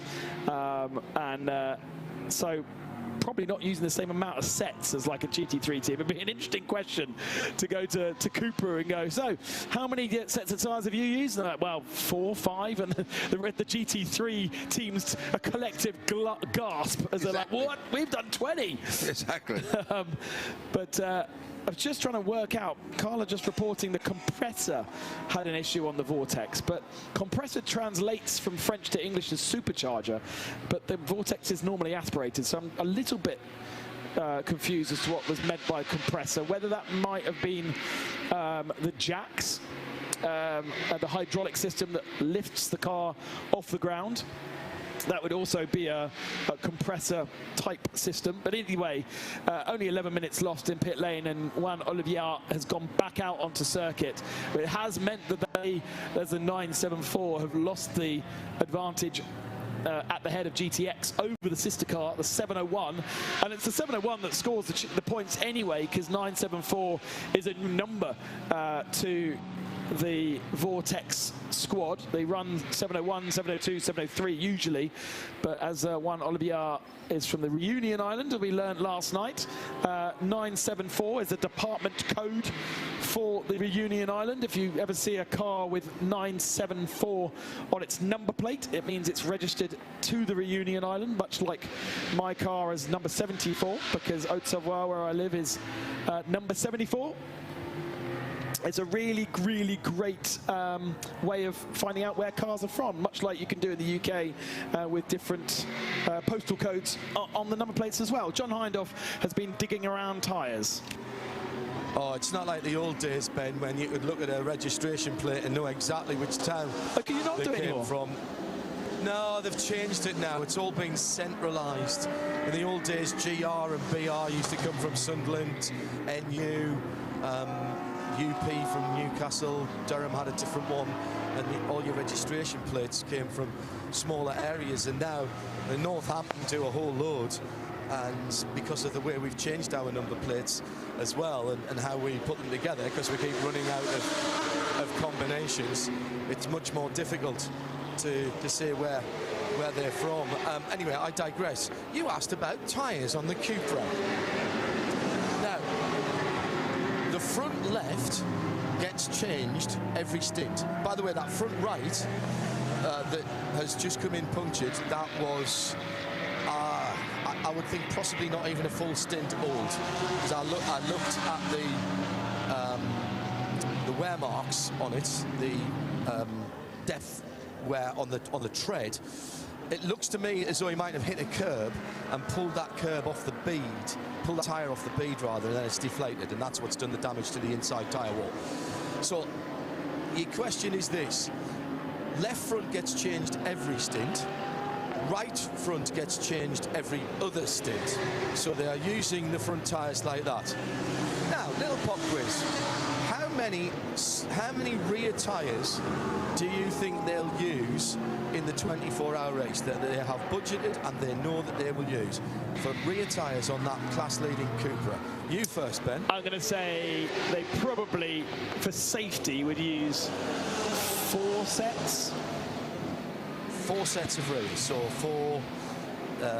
8 tyres is what you're saying. 6 hours per set. Right. Snowy, any advance on that? Higher Lower, I'm going to go 3. And Snowy wins. Still got 6 tyres. He's still got it. He's still got it. 6 tyres, so 3 sets of rears for the 24 hours. And they are on course to complete the 24 hours on 6 Michelin GT tyres, Pilot GT tyres for the 24 hours. Motor racing doesn't have to be that expensive. And there is a great argument for why we should keep the TC front-wheel drive category alive. Totally, mate. Absolutely. And you know what? They are having an absolute party in there, even with the problems. Very disappointed about the fist-sized hole in the flat 6, but they're going to win their class. It has been a battle of attrition in that class, but yes, you're absolutely right. It gives the opportunity for a little bit of difference and variety. At Red Ant, the car is about to come in. This is the Ajith Kumar Racing Red Ant car, and Cameron McLeod is about to get in, the Super 2, Dunlop Super 2 driver from Australia. But there is some action out on the track, so let's get back to that. Benji Pack is now right on the tail of Matthias Lau. This is for 4th position. Battle on track, same strategy almost to the 2 of them. within a lap, I reckon, they came into the pits last time. They still owe us a pit stop. They've got traffic to contend with. The Vortex stays nicely out the way into turn number 1. And we've got a 992 category car as well on the flashers, saying to the GT4 GT4 Cayman to get out of the way. It does get out of the way, but the 992 still in front of our 2 GT3 cars. Lauk to the inside of it. It's James Kellett who they are trying to pass, who's not a slouch. James does get out of the way though. Lauk staying ahead of Benjamin Pack as they head down towards turn number 5, which is a good opportunity for Benji to slot down the inside, but there isn't space.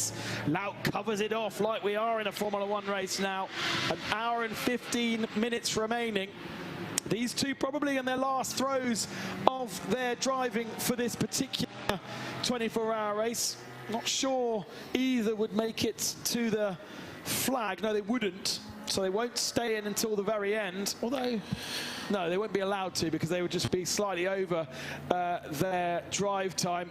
Benji Pack to the outside at turn 10. Can he sweep all the way around the outside? Surely not. Matthias needs to give it a little bit of a squeeze, which he does. In fact, not too aggressive, to be honest. Benji deciding not to dive up the inside at turn number 12. And now they come around the final couple of turns to complete the lap. And it is still nose to tail, but there's going to be a lovely slipstream down the main straight for the TFT Mercedes from the Proton Uber competition Porsche. Yeah, nothing in between them in terms of straight line speed there. Manuel Lauk on the previous lap on turn 4, though, dived to the right-hand side to cover it, but the danger with that was that then gave him, he had to slow up more at the mid-corner, so he lost mid-corner speed, allowing the Mercedes to gain a little look around the outside. So we're going to see that repeated on this lap, this time with no traffic in front quite yet. They are going to catch up with 102 and 888 at around about turn 5, I would suggest. Yeah, and 102 is the Cupra, so they will catch him pretty quickly because the Cupra closing speed is a good 30 to 40 kilometers an hour. Back into turn number 4 they go. It is still that blue and orange Porsche ahead of the black and yellow Mercedes. Now to turn 4, and they do catch the Cupra bang on the apex of turn 4, so they both need to dive to the inside. A little bit of a squeeze for Benji Pack in the Mercedes second through, and that has created an extra car length between the two of them. What's the next car in front? Seblashu Racing, I think, in their 992 category purple Porsche, which will be a little bit more of a struggle to get past. They catch it on the apex of turn 9. Now straight down towards the hard braking at turn 10. Benji Pack on the gravel, on the grass to try and get past Seblashu, and now down the inside of Matthias Lauk. He does move Lauk to the outside of the corner. Him himself runs deep too and makes the move stick. So TFT back ahead of Proton Uber competition. Benji Pack ahead of Manuel Lauk, but Lauk won't let that stick for sure. Big 11s coming out of turn 13 as he frantically tries to get back on the power and now dives for the pits. Yeah, once he was beaten there, I mean, he's just caught up the back with the 124, hasn't he, going into the pits there, almost rear-ended it as they came into there, but no point in continuing that when you've been overtaken that. I think the Mercedes had just got the slightly greater lap time, but not in terms of terminal speed, so it was to the corners he was able to do it. So the Porsche pits, Manuel Lauk for fuel straight away. That's a Proton Uber number 73 entry. Benji Pack takes a TFT number 28 Mercedes back up to 4th place, and now in hot pursuit of Ramez Azam in the Haas RT with another 53 seconds ahead. Last pit stops coming up for all of our top contenders, starting off with Proton Uber competition, and Hindhoff is down there. Yes, they are coming out of, they're in the fuel at the moment with a Type R124 that Snowy mentioned, eschewed the opportunity to go for racing fuel and has come to its pits. The sister car, I'm afraid, is not going anywhere. But we do have to think, gentlemen, about our spirit of the race awards. So we've already had votes for RAFA Racing from Peter. We had Vortex from my side for running long on their tyres, but to be fair, Asbest with their Cupra is probably winning that, especially what you've just said. We didn't get anything from Carla, actually. She did make a suggestion, but as you're about to go into it, any other thoughts on that? Well, I'm going to say the whole THRW team, some of their freight was delayed. They didn't get stuff till Friday afternoon. They didn't scrutiny of the car till 1 p.m. on till 1 p.m. on Friday afternoon, and they have been basically on the hoof engineering these cars and learning stuff for Honda as well back in the States. So spirit of the race, hashtag this is endurance. My vote goes to the two bespoke Honda Type Rs, the THRW team. So pick the bones out of that. We've got no consensus whatsoever. Snowy? Well, John's told him a thunder, as ever. Okay. Exactly what I was going to say, so I've got to reset now, haven't I? Well, then, I was going to exactly 2 votes. Yeah, I was going to add in the steering arm issues as well there, which was quite extraordinary, I thought. Well, the 124 had a broken steering arm, which was the spare steering arm. Well, no, the first one broke. Yeah. The second one broke. They repaired the first one. They repaired the first one? They repaired the first one. Ah. Talk about due diligence. Whilst your second one's on the car, the first one's broken. Actually, we're not going to waste time in 24 hours. We're going to repair that just in case being absolutely the right thing to do, because that became the third arm to go on the car. The first one repaired. And it's still on it. Exactly. Okay, didn't know that. That's an added bit of colour for their Spirit of Race award for sure. Let's have a quick look at that overtake once more. Wow, Benji Pack had 2 wheels properly on the grass between 9 and 10, which gave him the very, very tight inside line into turn 10, hence why he was a little bit deep into it, and Manuel Lauk had to squirm out of the way. Don't forget Mauro Engel did exactly the same thing at that place, so he kind of set the bar down. He said, look, in one of these cars, as a works driver, you can do that, because I was doing that to give the other car plenty of room. So he's gone, well, it's possible, so if he can, I can. Mr. Easter. Yeah, exactly. Benji Easter and Jordan Drink in that car. Translation of Pack is Easter, translation of Boisson is drink. Bertrand Baguette has always been Bertie Breadstick to me, for exactly the same reason. It isn't racist, it's just fun. Romain Grosjean, Big John. You live in France, so you're allowed to do these things. Do you know what? Romain Grosjean once raced a sim race that I was commentating on with a teammate called Petit Jean. So there was Grosjean and Petit Jean. Big and small John. Big John and Little John. Brilliant. Absolutely brilliant. John, you were going to say something? I don't know if you were, actually. Yeah, that just got thrown. I think it was I despair. He's just thrown down his microphone. I can't work with these. Can't work with the unprofessional fools. Oh, there you go. What? Sorry, mic drop moment there. Absolutely not. Let me just check to see why that Honda came in.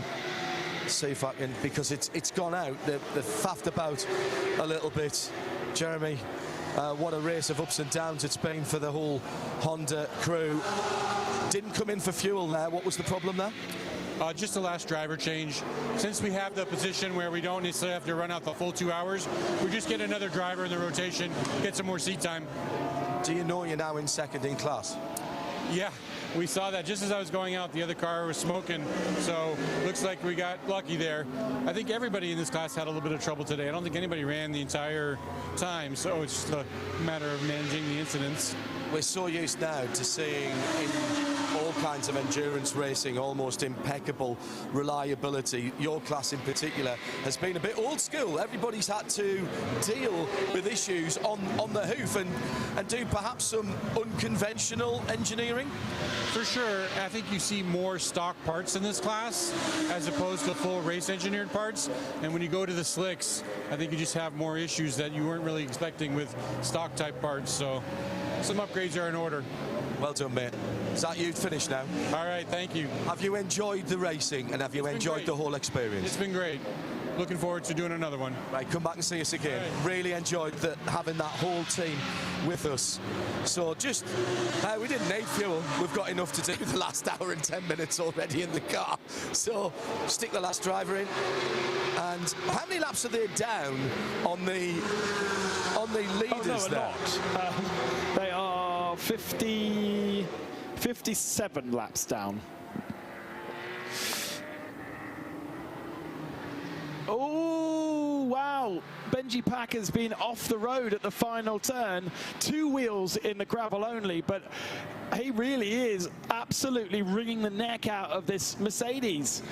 Unnecessarily, perhaps. What's the gap between himself and 3rd position? He's got a 48-second disadvantage to Ramaz Azam, who himself is pushing on to try and chase down the Jutta Racing Audi. 25 seconds between themselves, those two, and actually they put Arunas to finish the race at the Jutta Racing Audi, who is one of the slower drivers in that car, and Ramaz Azam, we know, is very fast at Haas RT. So we've got still plenty going on after 24 hours here in Barcelona. I think perhaps the win is established now for RAFA Racing. They do still owe us a pit stop. Actually, Haas RT don't owe us a pit stop, and neither do... No, Jutta do owe us a pit stop. So Jutta have got a little splash and dash to do, but I don't think Haas RT owe us a pit stop, so that is going to be a change. Hoffa do owe us a pit stop, so it's going to get tighter as we get to the end of this one. I cannot believe it has come to a point where we're an hour away from the end of the race and we're still calling it like a sprint. I know, Benji Pack clearly operating without a safety net for this final hour, or his stint in this car.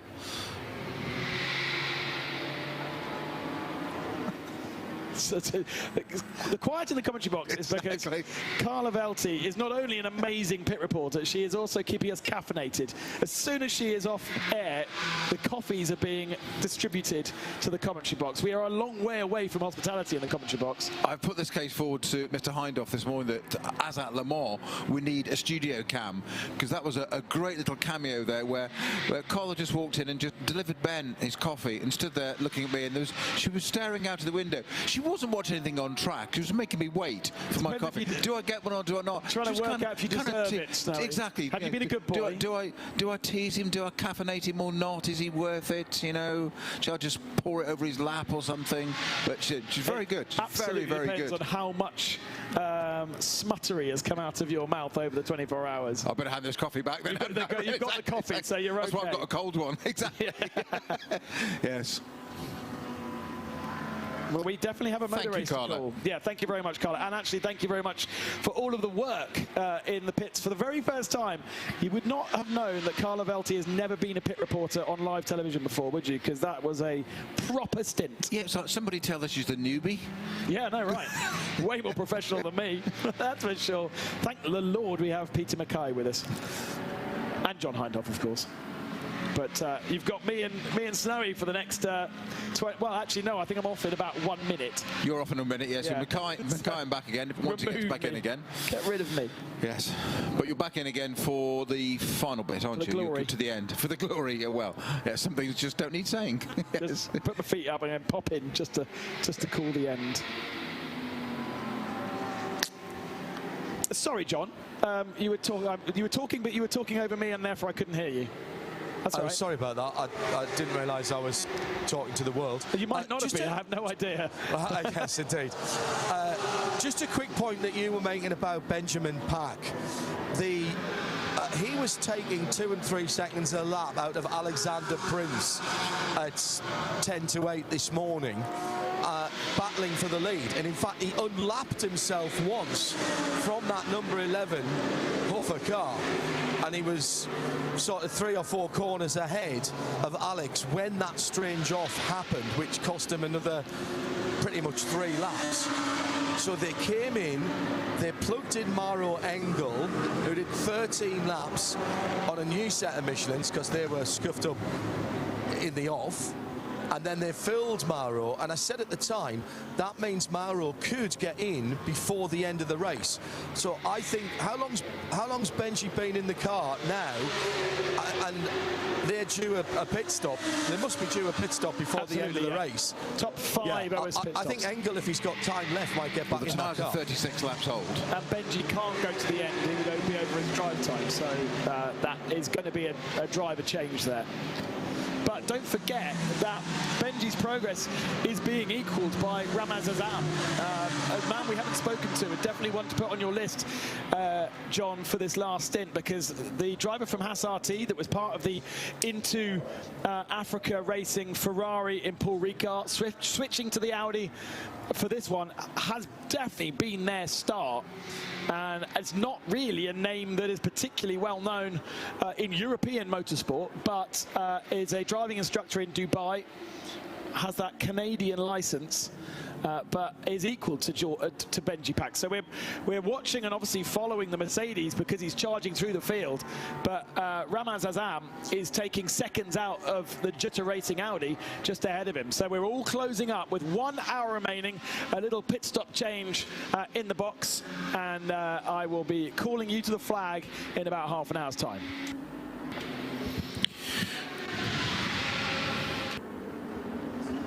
Car set its fastest lap of the race when the current driver got in, so he must be coming to the end of his 2 hours, Snowy, because he was in that car when you and I were talking about him, when we had that little flurry of fastest laps when Engel reset the fastest lap of the race, and there was 5 or 6 of the particular GT3 cars all set their fastest laps of the race just after 8 o'clock this morning, as I remember.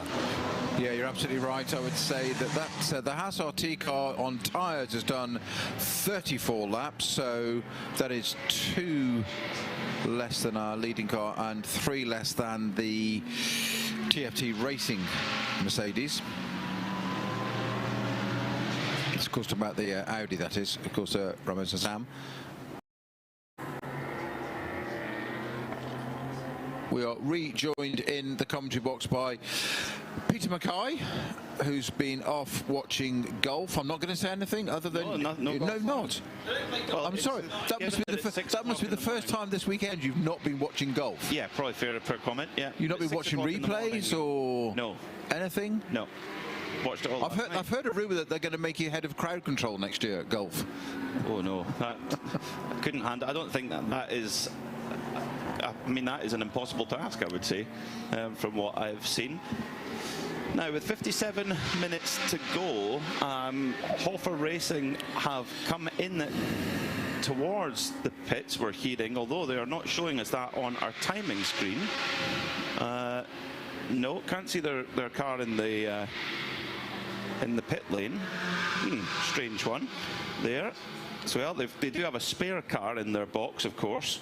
So that may be what is being picked up by our pit lane. Well, it's just coming up to turn 11, sorry, 11 and 12, that's also the car number, is the Thorsten Kratz in the RAFA Racing Mercedes, and we'll see does he go past the pits or straight in. No, indeed, he's carried on around the track, so not into the pits for RAFA Racing as we just thought we might be coming into. Carries on for the time being.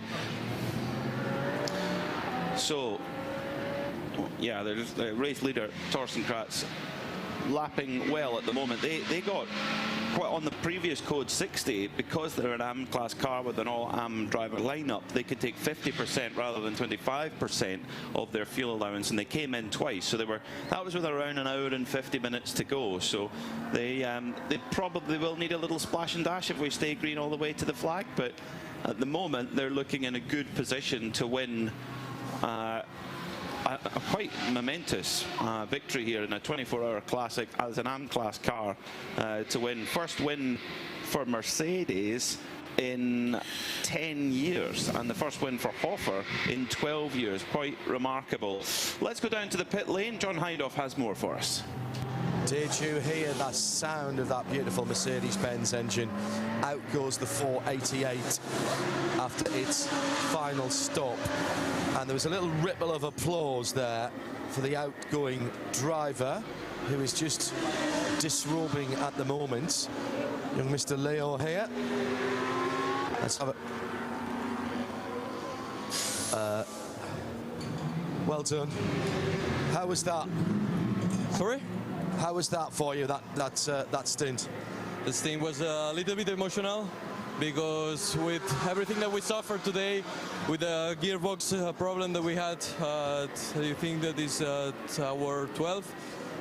It was quite difficult during all the night, It was, I think, that 30 laps between the Porsche GT4 and us, and we pushed as hard as we can, and now we are in 2 laps behind the Porsche Cup.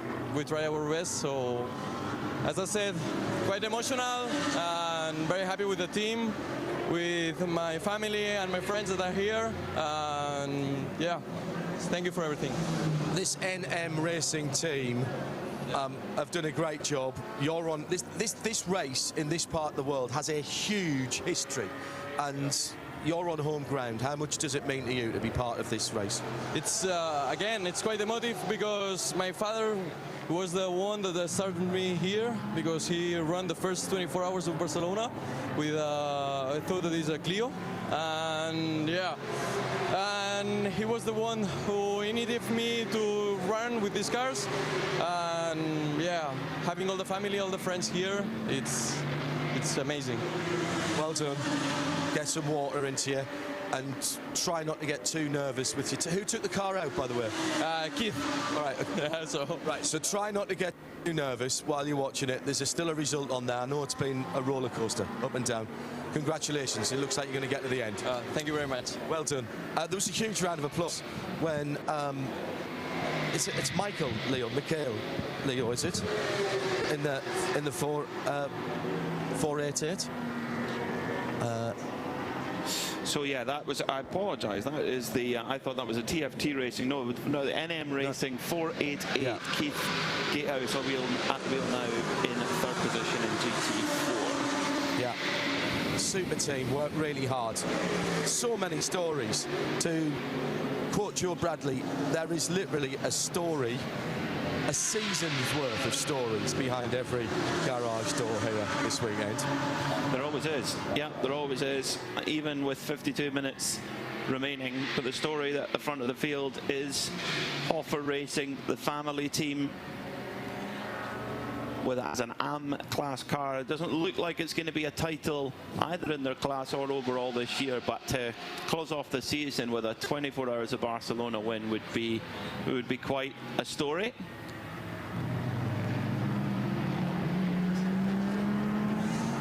And that was a full service stop. Ben Pack out of the car. We'll let him get his helmet off, and then if you come back down to me, Peter, I'm here at TFT if Seb's listening. We'll get the camera back as well, because that's been again, there's an up and down story for you. Challenging for the lead at one point, and then lost a couple of 3 laps. Yeah, it has been a story of what could have been for TFT on pole. They have the fastest lap of the race, so they could be forgiven to think we had the fastest car, we had the best chance to win, and unfortunately just seems to be slipping through the fingers ever so slightly. But they are leading the Pro-Am category, so that is good, although they may well be about to be overtaken by Proton Huber Competition and their Porsche, which at the moment is being driven by Klaus Bachler, the Porsche factory driver and reigning World Endurance Champion in the LMGT3 category. He had a great win earlier on in the season at Sebring in the GT3 Pro class. Oh, brilliant driver is Klaus. So who has got enough fuel then to get to the end of the race? We think that the RAFA Racing car will have enough, probably just need a little bit of a splash and dash if it goes green all the way to the end. If there's code 60, they may actually have enough to make it. They pitted with about an hour and 50 to go, top the tank all the way up full. So if it went all green, they would need a top up, but they at the moment they have the time in hand. They've got a 3-lap advantage over Jutta Racing, who are actually on a very similar stint schedule at the moment. So with John Hindhaugh down in the pit lane waiting on Benjamin Pack. Is Benjamin ready to go, John? No? Okay. So I can hear the microphone exactly. Open, so that's hear it. A bit of a giveaway. We can hear him. 50 minutes to go, Snow. Your thoughts on the Barcelona 24 Hours this year? this year or with 50 minutes to go. There's two different things. I didn't think, I mean, 24-hour races can become not necessarily turgid, but it can pan out, slow down, you give a bit of drama at the beginning. We've had this all the way through here, from literally not even the first lap, but the first corner onwards. It's been excitement all the way through. Relatively quiet during the night, they claim, but there were a few safety cars, sorry, not safety cars, a few code 60s, a couple of bit of track tidying up, a bit of admin, etc. And then it kicks off again this morning at just as sunrise came up at 7:44. Bench Pack, as he said, in the Mercedes, just having a still, to me, slightly unexplained off at between turns 13 and 14, and swapping ends into the gravel there just before the pit exit entrance. Not able to get the car restarted, even though the engine was running in the gravel. Back in again. So it's still game on, and again, Benji Pat's been running in this car with this, to me, I've used the phrase already, clearly operating without a safety net, as in taking some risks and running wide. Mauro Engel's proved that you can do that at the top of turn 9, onto the grass there and running around. Kevin Estra style, pass on the grass, Kevin, as we know, NLS and other things. It's been action all the way through, and there's still 50 minutes to go, or 21 seconds now. Well, they're pushing for that Pro-Am class win, or TFT Racing. At the last timing point, they're 30 seconds behind Proton Huber Competition, but they will be fueled to the end now and have some new tyres on there as well, which they can push on. Klaus Bachler, 20 minutes into his stint, yeah, he should be okay on fuel as well. So that is now basically a straight fight for the title between but for the Pro-Am class win. Of course, Proton Huber Competition are in position to bring home a lot of trophies, because they're in position to win the Pro-Am Championship and the overall GT3 Championship.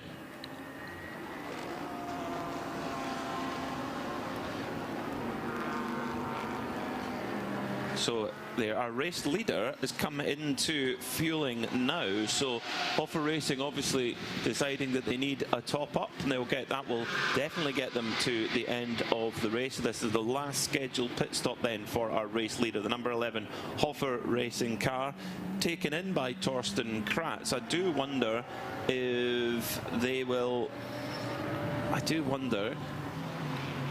If they will change driver, or if simply they will just crack on and minimise the time in the pits and minimise the chance of things going wrong, Snowy, as well. Keep it simple at this point. So, just to clarify, they're sticking with who you think they could change to? Well, I wonder. What's available to them? What's left on time stints and? I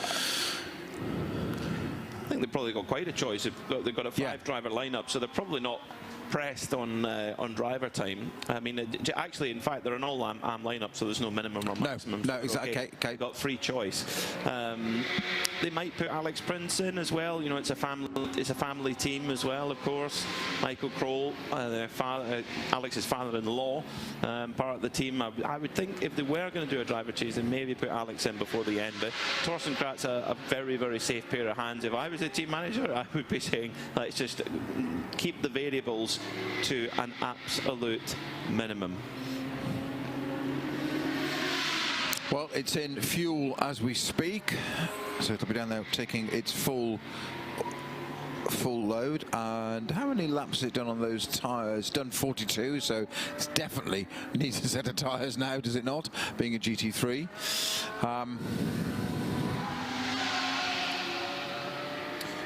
They get in terms of stint time from the last pit stop, yeah, they will be able to put tyres on it if they wish. Car's still in fueling at the moment. It's got a very big fuel capacity, that car, the maximum 120 litres that it can take. They are allowed to fill it. So heading down the pit lane now, going to go in, and they are going to do a driver change, and that to me looks like Alex Prince's helmet. So this last scheduled pit stop then for RAFA Racing. New Michelin tyres going on the race leading car. Out gets Torsten Kratz, pat on the back for Alex Prince. He climbs aboard, team watching on intently. And it's all very routine at the moment for RAFA Racing. Very, very experienced team. They know how to win the 24 Hours of Barcelona. They haven't done it for 12 years, but they know how to do it. Car off the jacks, and off it goes then. So, last scheduled stop then done for RAFA Racing.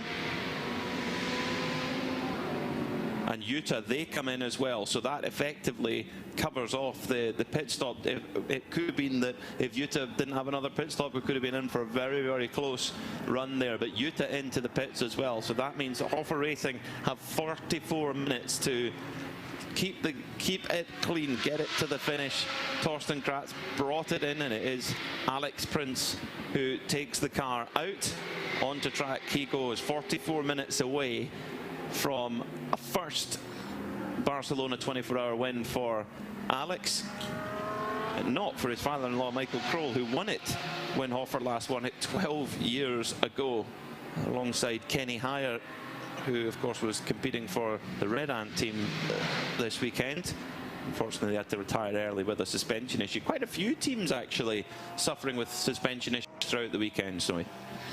Yeah, there's been a few of those things. We saw some footage earlier on in the program, didn't we? Much earlier on yesterday, of bent wishbones. I think Carla was holding one up with a wishbone that I've never seen one quite that shape before.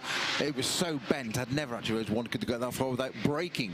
It was quite extraordinary. And then that just seems to have calmed down. It wasn't always accident damage either, just a bit of stress. It could be metal fatigue, various things, but at least it hasn't failed washer in the car at speed, which is the important element.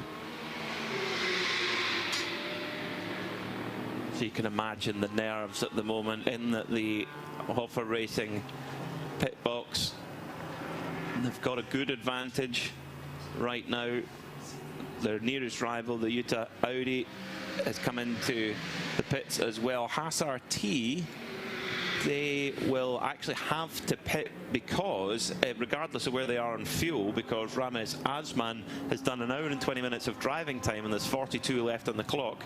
You have a maximum driving time of 2 hours, so actually they need to do a driver change, regardless of their situation, before the end of the race. Otherwise they will go through the maximum. So Hoffa have changed the driver to Alexander Prince. I mentioned that. You did do it? I missed that. No, I was actually typing messages to us on the WhatsApp group at the time, so no, you're right, I wasn't listening to you. Even though you sit next to me, I'm going to put my hand on. No, I wasn't. No, so I'm sorry for repeating myself and looking like an idiot, but I can do it without any help on my own. Arūnas Kukuskas coming down into the pits in the Utah Audi. Lithuanian driver, Lithuanian team, Utah car dealership in Lithuania with the Circle K sponsorship. You get a great hot dog in a Circle K in the Baltic region. See, I heard that bit, you see. I don't look at my phone now, because in case I miss, I'm going to look at you and just hang on every word you say and breathe. Well, that's dangerous. So need that studio cam, don't we? No.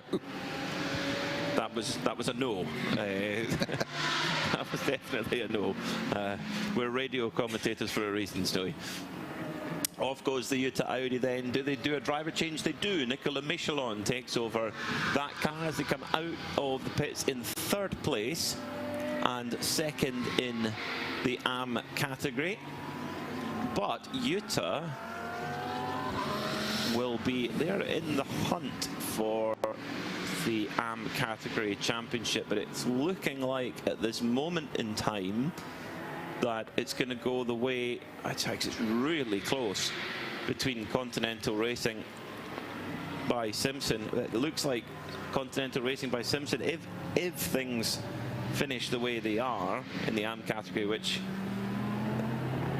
would be the case, it would be that Continental Racing would win by 2 points. So they need to finish third where they are right now in class. Utah can really, unless they won the race overall, they would be just short in the Am category. Very, very competitive. Going down to the last round, the last race. Brilliant stuff. So Nicolas Michelin is at the wheel of the number 71 Audi. Arūnas Kukuskas brought the car in, and John Hindhoff is down at the Utah pit. right at the very last pit. Actually, I've just realised how close you are to pit out. It's actually quite a tight out of here, isn't it? Exactly. From the very beginning of this weekend, we had another box, but it was like 3 or 4 cars in the same area, so it was very crowded. So we got this one, but the issue with this one is like it's very difficult to exit all the time, and you just at the moment you're exiting, you have to switch off the limiter and you have to go. But it's really hard to do it. You have to navigate it very precisely. So tell me the story of the race for you and for Jutta. Last pit stop completed now. Yes, we think so. That was the last one, so we put enough fuel to finish the race. Yeah, as always, we made little mistakes. Somewhere we've been lucky with the tactics, somewhere where we were not so lucky. But I think so with such a long race and with this team where in the top 3 or 5, that's the longest amount of time we've been spending in those positions. So we're happy, we're proud of the team. Even it doesn't matter how it's going to finish, but so far it was really exciting. The competitors were pushing really hard, so the tension was always there. So very nice to be in the race. This is a tough endurance race. All endurance races are tough. All 24-hour races are tough. But something about this circuit here at Barcelona, Catalonia, makes this one particularly difficult on the drivers, the teams, and certainly the tyres as well. Yes, you have to follow the tyre degradation very heavily because for the beginning of the stint, it's all good because all the mistakes are being solved by the tyre, but how good it is. Afterwards, the tyre degradation, you have to follow it and not to push too much because it's starting to oversteer or understeer, so you have to fight all the time in the second part of the stint. The track itself is a mega, like that's Formula 1 track, what you can expect better than that. So we're super happy when we're here and we're still in the race, so we'll see how it's finished. Well done. Getting to the end is an achievement. You're in a decent position. Congratulations to you and the whole Jutta Racing team. Thanks so much. So I'm going to wander back down the pit lane now because, as tradition dictates, Mr. Mackay, we have a trophy to hand out before the end of the race, and I have to meet up with Peter Fry to make that happen, and that's what I'm going to do now. No spoilers here, because the team don't know it, and neither do the audience. Okay, well, we wait with bated breath. The spirit of the race of the ward is what John's off to go and present, and we'll announce that winner very, very shortly for you on QnQ Motorsport TV and indeed on the Radio Show Limited network of channels. Now, the Red Ant Racing Ajith Kumar machine has quite a bit of damage to the rear left corner. The bodywork hanging off there, not quite sure what's happened there. At the moment, the car is being driven by Cameron McLeod, and it almost looks like someone's clipped into the back of them to cause that damage, but the bodywork hanging off. And at this point, Snowy, you know, the race control, do they call you in or do they let you go with that? Well, it should really be removed, because if it comes off and goes into something else, that's not good. There are some reference marks, a little bit of gaffer tape, tank tape, whatever you want to call it, just above that on the bodywork. So that's been held back in place before. So I'm guessing that's some previous damage that has now recurred because of the whatever secured it before has now failed completely. Well, 36 minutes to go then. The THRW Honda team still trucking on. John Hindhaugh is down there with one of the teams that have won our hearts over the course of this weekend.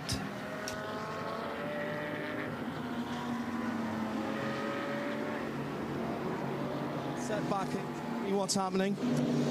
We got something loosening up in the suspension that's causing a little bit of instability, maybe a ball joint or a bolt coming loose or something. So we're just trying to, we just took P2, so we can be cautious now and check it out and make sure we're not risking the car, just to make sure there's something that's not going to cause a failure on track. We've been following you and your journey to get here, to race, and through the race. my cohort Joe Bradley would say this has probably been quite character building. Would that be a reasonable assessment, Jeremy? It has definitely been the most difficult thing we've done. To the container showing up late, starting it all off on kind of a bad note there, but if we can bring this home in P2, it'll all be worth it. Well, we have something that you don't know about and the audience don't know about here. This is Peter Fry from Creventic, the organisers here. Peter, we don't often get teams from the US, and particularly not with this type of car. No, that's totally correct, John, and we really appreciate that you made a very long way all from the States to here. And we have an award for you. We call it the Spirit of the Race Award. It's for a team for never giving up. Keep going till the end to make the full 24 hours. It's not for the one driver, it's not for one mechanic, it's not for team manager, it's for the whole team, because it's a teamwork, it's a team effort, and that's why this trophy is for you. And do you know what? I think this is really a throwback to the original roots of Creventic. Guys who've built their own car, engineered their own car, and driven their own car. The Spirit of the Race Award for the ladies and gentlemen here. Jeremy, what do you feel like now? I'm honored. I mean, it's nice that we were able to come and do this, and to get a reward for it is really great. We couldn't have done it without the team. The skills that the team has, you saw that busted suspension. To fix it, reinforce it, go back out. There's no way we could do this without the people that we have here this weekend. So it's great. Team Honda Research, well, you've had to pull this all together with your headset on. You've talked to me when you could. My goodness me, what an effort by everybody. Yeah, again, as Jeremy said, a lot of great people here. Worked really, really hard all through the night to repair the car when we had some issues and to keep it running. So I really appreciate all the guys and all their hard work. Grab the guys up from the back. Come on, guys. Come up from the back. Let's get you on camera. Ladies and gentlemen, for the Michelin 24 Hours of Barcelona, our Creventic Spirit of the Race Award goes to Team Honda Research West for the two cars, the two Honda Civic Type Rs that they have designed, built, developed and raced as a group, as a team. The true spirit of Creventic and the spirit of the race for this one. Congratulations to the THRW team. Yeah, the true spirit of endurance indeed. Employees from all over Honda North America, and they're still going, they're still trying to get the car sorted. They are the true spirit of endurance, and we hope to see them back again next year in this Michelin 24-hour series. Now, for the overall podium, it is very, very tight. Very, very tight indeed. Just 3 seconds between the Utah Audi of Nicolas Michelin and the third place car of Vasily Vladikin. Last lap by Michelin was 0.7 of a second quicker. So these two Audis have been swapping positions back and forth all the way through the race, and this is your chance to get on that overall podium. Now, in terms of championship, even if Utah were to finish in third, that would still be enough for them to be GT3 Am champions. But I think they've got eyes. They've got eyes on getting up into that, up onto that overall podium. Just flicking right back, just quickly to the THRW award there. I just love the description of we've got something shaking loose in the car, somewhere like a suspension bolt or something. Just said casually, laconically. So we kind of said we just thought we'd have a look at that rather than it happen on track.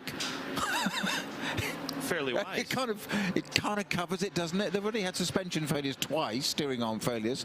They've reused a component that failed once, repaired it and put it back on again when the second component failed. I mean, no wonder they got the Spirit of the Race Award. Absolutely fantastic efforts. Well deserved. Michelin is pulling time all the way through this lap over Vasily Vladikin in the Continental Racing Audi.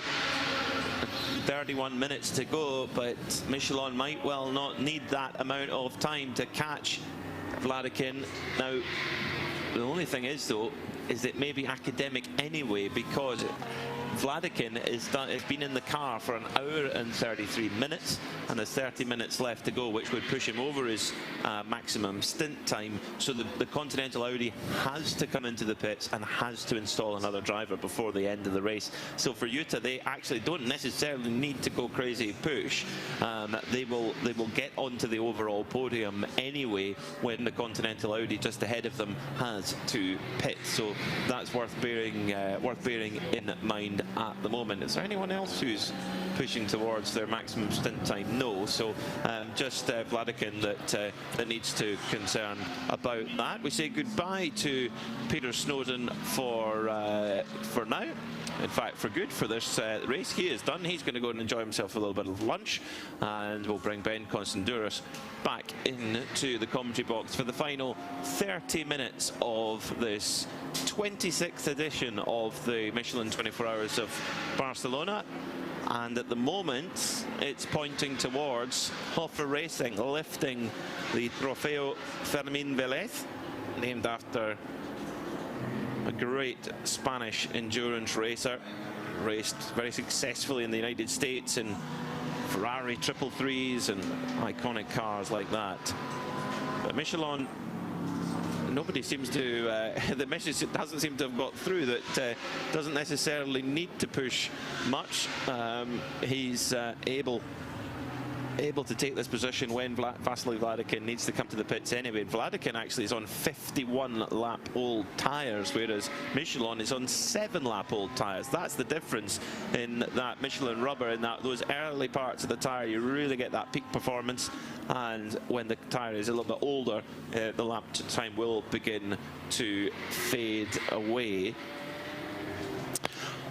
Not long, Ben, for RAFA Racing, but I bet you this will be the longest 28 minutes they've had on the racetrack in a very long time. To get themselves back on that top step after a near miss at Spa earlier on in the year. A pole position and eventually a second position to the visiting Tempesta. Was it Ferrari or Porsche? I can't remember what they were running that day. Was it Porsche? It was run by Herbert. Yeah, that's right. Yes, right. Yeah, because they run a Ferrari in GT World Challenge with the same livery and driver lineup. And we're saying that Vasily Vladikin needs to come into pits because he'll be over drive time, will he?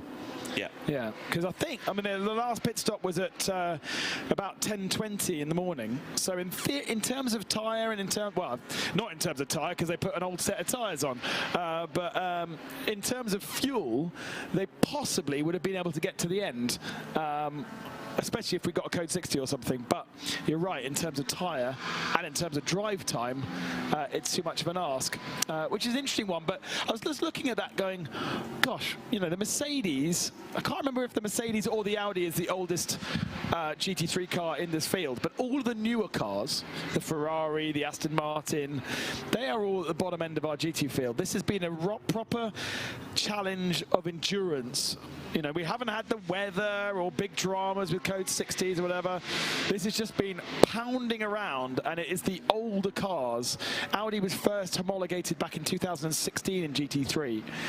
They are the ones that are showing themselves as the cars to have. And also, Mercedes and Audi, the most comfortable for for gentlemen drivers to jump in and make good. Certainly the Mercedes is, yeah. Yeah, it took a while for Audi to get to that point. Yeah, and of course, Audi has had a couple of evolutions along the way. They have the Evo 2, which is what all of the cars running on circuit are. Yeah. 21? Off the top of my head was around 2022 was when the Evo 2. So and the Mercedes Evo was in 2020. So the Mercedes is the oldest car, if you like, but it's still a very strong package, and RAFA Racing actually upgraded to that car for this season, and it's been a worthwhile investment for them. They've had a great season. They're not going to. It's hard to say actually that they're not going to be coming away with a championship, but I think if you were to say, you know, okay, it's going to be no championship, but you're going to win overall, not just in your class, win overall at the 24 Hours of Barcelona. I think they would say, yeah, we'll sign on the dotted line for that. But still 25 minutes to go before they can be confirmed in that position. But it's a great point, Ben. And you've, of course, got two naturally aspirated cars as well, which are quite unusual nowadays. Turbocharging is becoming more and more prevalent. The Ferrari is turbocharged, the Aston Martin is turbocharged, the BMW is turbocharged. So it's the McLaren and so on. So yeah, the big capacity naturally aspirated engines. 5.2 V10 in the Audi, 6.2 V8 in the Mercedes. The only engine that is not road spec or derived from the same engine that is supposed to be in that car on the road. The idea of the GT3 regulations is that the Audi shape runs the Audi engine that is on the road, and that is, up until Mercedes proposed their car, was fait accompli across the whole field of GT3 cars. And it was only then the Mercedes basically turned around and said, we do not have the ability to do that, that the regulations were, they were given a waiver to be able to develop that car in a different way. When they get the next Evo out, it will go back to the engine in which the Mercedes has on the road. Yeah, it's a bit of a question mark, Mercedes, when, if a new GT3 car is going to come along. It's all very interesting. They're waiting to see that 6.2 V8. I remember the first time I heard one of those in action. I was 18 years old, so 2008, and heard one of those that you could buy a C-Class saloon with that engine in it. 6.2 V8. I thought, wow, how cool is that?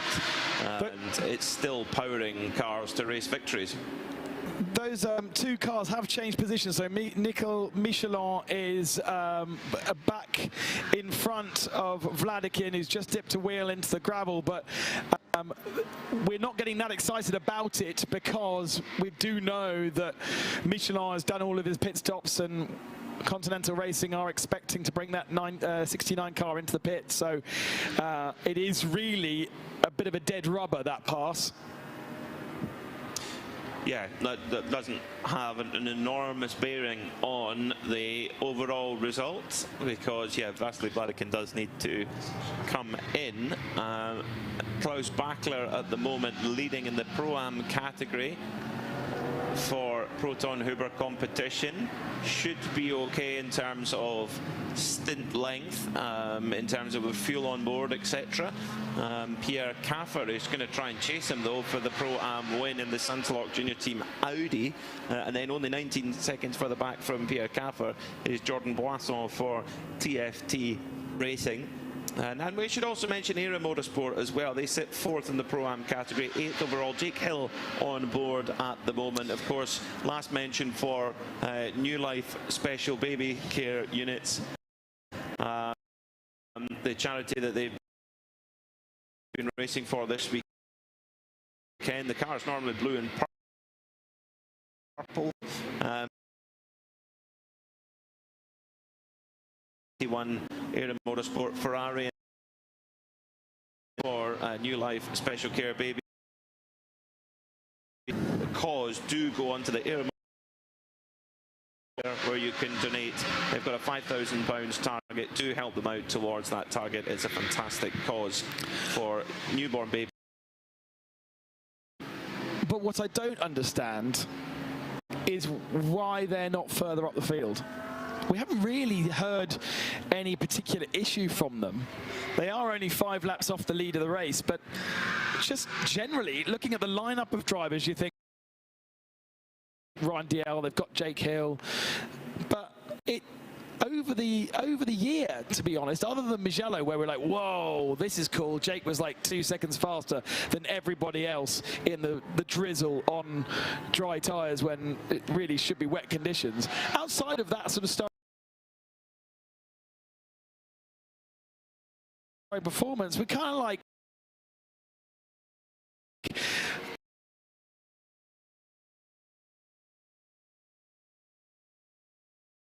is out of the race, but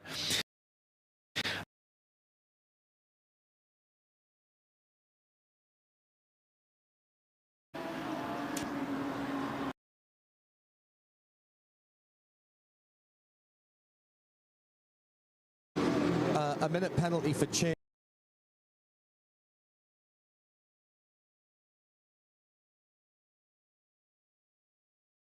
Has been excellent at there was a little problem to me to do with and that cost them an extra pit lane and an extra stop effectively.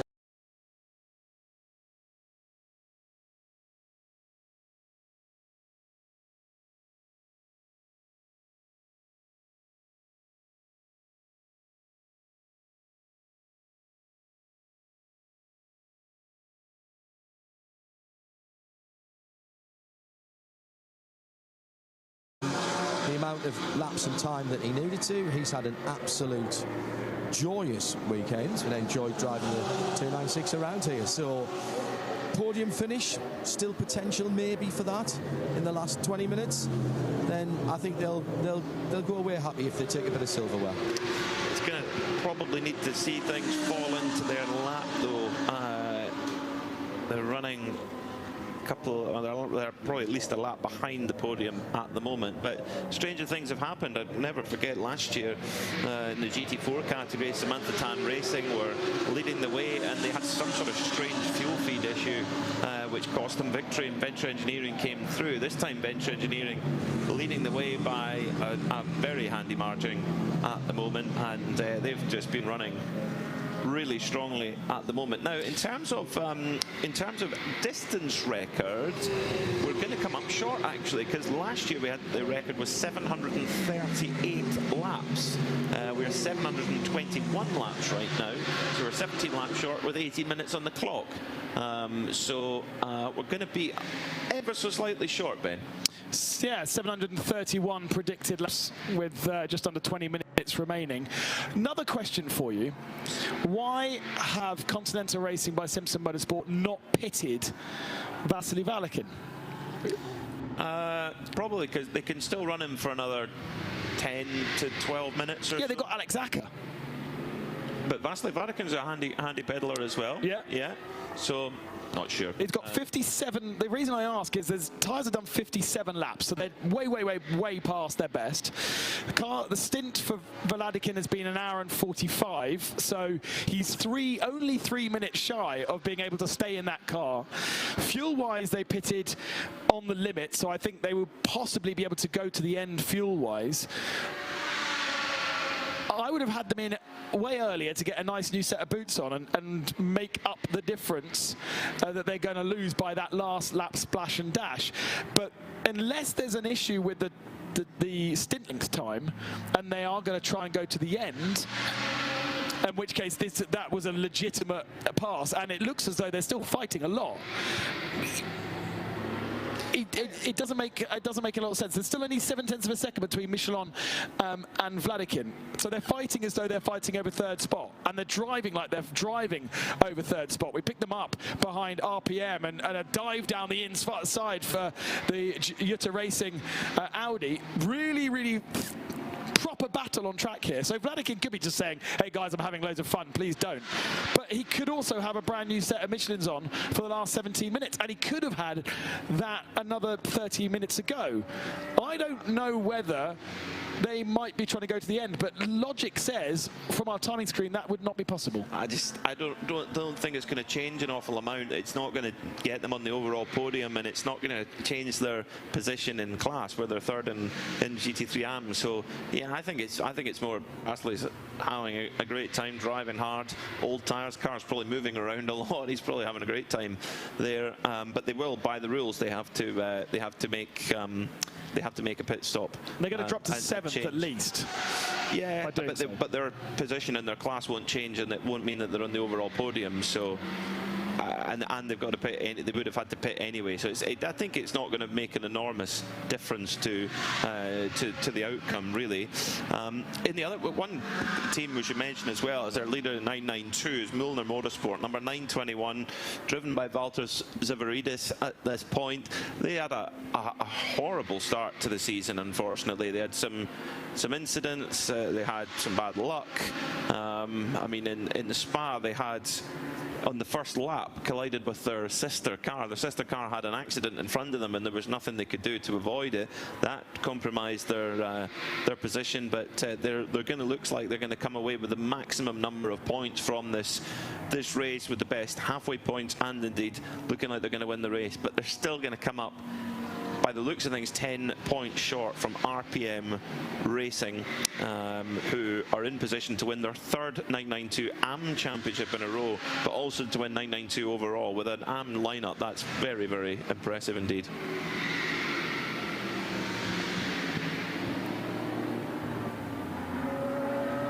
Into the pits comes the 69 just as we speak. The game is over for Vasily Vladikin. He doesn't need a lot of fuel, to be honest. A little bit of a splash, I think, is enough. Let's see how long he stays in the fueling area. But he will then go down, presumably get a set of tyres. Vasily will be getting out of the car and will be handing over. I would be handing over to Alex Acker to finish the race. He's the fastest in that group. Remember, he is a semi-pro added to usual group of AMs. It is still an AM category car, and as Peter Mackay said, it will stay in third in AM. But this little pit stop, I don't know, I would still have done it earlier, but I get your point that Vasily wants to enjoy his fight with Michelin. Are there tyres? There's a driver, and it isn't Alex Acker. Maybe it's Alex Acker, but there isn't tyres, so it's just a driver change. Yeah, 13 minutes to go. If it's not going to change the result massively, as long as the tyres aren't dangerously bad, just, I mean, oh, here come the tyres now. There we go. Yeah. I was surprised. I mean, 58 laps is a decent chunk, and why not? It's a decent chunk, yeah, but it's probably, I don't know, what would that be? €2,500 worth of tyres? Well, yeah, if you think of it like that. But it's great spending other people's money, isn't it? You can't, no, you can't, right? When you're racing, you can't think about it. It's a bit like being the driver. You can't think about how much it's going to cost if you crash. Otherwise, you just never get close to the limit. I'm sure there's plenty of stories in there from your racing career, Ben. Yeah, exactly. That is my excuse for not being any good. Klaus Bachler, at the moment, he's been the kingpin of this Proton Huber competition outfit. He's been with them all year. You know, Klaus is a Porsche Works driver, and it shows you his personal commitment. He's a very, very busy driver all over the world, racing nearly every weekend. Racing in America, racing all over the place, and he's committed to the full championship, and the team are going to be rewarded with not only a Pro-Am title, but an overall title if they can get through the next 12 minutes safely. And at this current point, they're sitting leading the Pro-Am category, so another class win to go along. This year they've had 2 category wins, 1 overall win as well, so this would be their 3rd category win if Klaus can get it home. And I think if you were to put your money on anyone to drive it home safely for the last 12 minutes, it would be Klaus. And that's what he's doing. If you look at the lap times, he's not in the 42s, he's not even in the 43s half the time. He is very much bringing that car home in the 43.9 on the last lap. 38 seconds behind the Podium in 3rd position overall, but obviously winning that Pro-Am category, it will give him and Proton Uber competition the GT3 overall championship as well. So literally no point in trying to get onto the podium when you've got all of those other prizes coming. Jörg Dreiso, Manuel Lauk, and Klaus Bachler's way. Interesting to see what Alex Acker will do. Was Alex jumping into the 69 Audi? He's now got fresh tyres. He's now got not very much fuel in the car. A bit of a show run. I mean, he's not a works Audi driver, but he's been with Audi in different teams for many, many years. Attempto is the last one that I can remember him driving for. He was got to know him very, very well in the SRO world because he was a bit of a star in the sim racing championship that they ran. Don't know why they've decided to call him Alex Arkin Acker this weekend. He's never been, ever, Alex Arkin Acker on any entry that I've ever seen, but it is his middle name and it is on his license, so that's why they've put it down on this particular weekend. But he's the same guy. AAA. Which is kind of fun. Yeah. I'd rather be a AA battery than a AAA battery, though, wouldn't you? Size matters. Exactly. When you need a power battery. Yeah. Yeah. 10 minutes to go then. After a long season all across Europe, some fantastic venues we've been to. Proton Huber competition have been to them all. Remember, think back to Mugello though, they had a disaster in Mugello at the start. They had crashes, they had all sorts go on. But they've just got improved all the way through the year. Paul Ricard, great overall victory for them there. With, former German rally champion Mark Vollenbein taking the car to the finish. Actually, he's a tyre technician on the World Rally Championship, and I asked him. I said, well, that was a good win for you guys at Paul Ricard. He goes, I didn't have a radio for the last hour. Wow! So he sort of had to play it by ear a little bit in those last moments. Jörg Dreiso, an AM Spirit driver, a new regulation this year which has allowed AM drivers that are not up to the bronze category specification from the FIA to compete and given a little bit of leeway.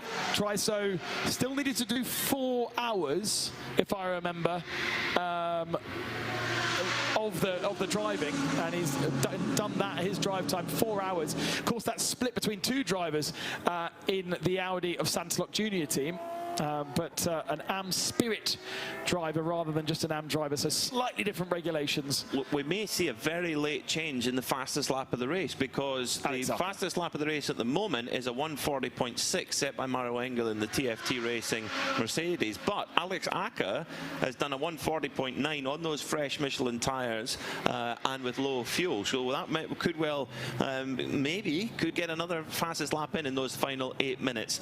Let's go down to the pits for the final time and get an update from John Hindhaugh.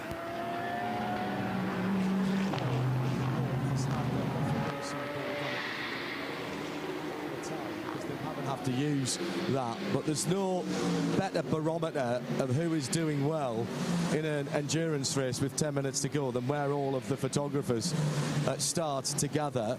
There's a finish line shot to be had, and of course we're standing right outside the RAFA Racing pit. Carla Velti is with me.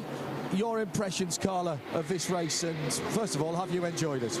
I have enjoyed myself massively. What a wonderful chance that I got to be here, got to experience this grid, these teams. Everyone is so passionate, everyone is so nice. It was a really great experience, and honestly, I know some of them didn't make it. Heartbreak, but everyone worked so hard, and it's always amazing to see that.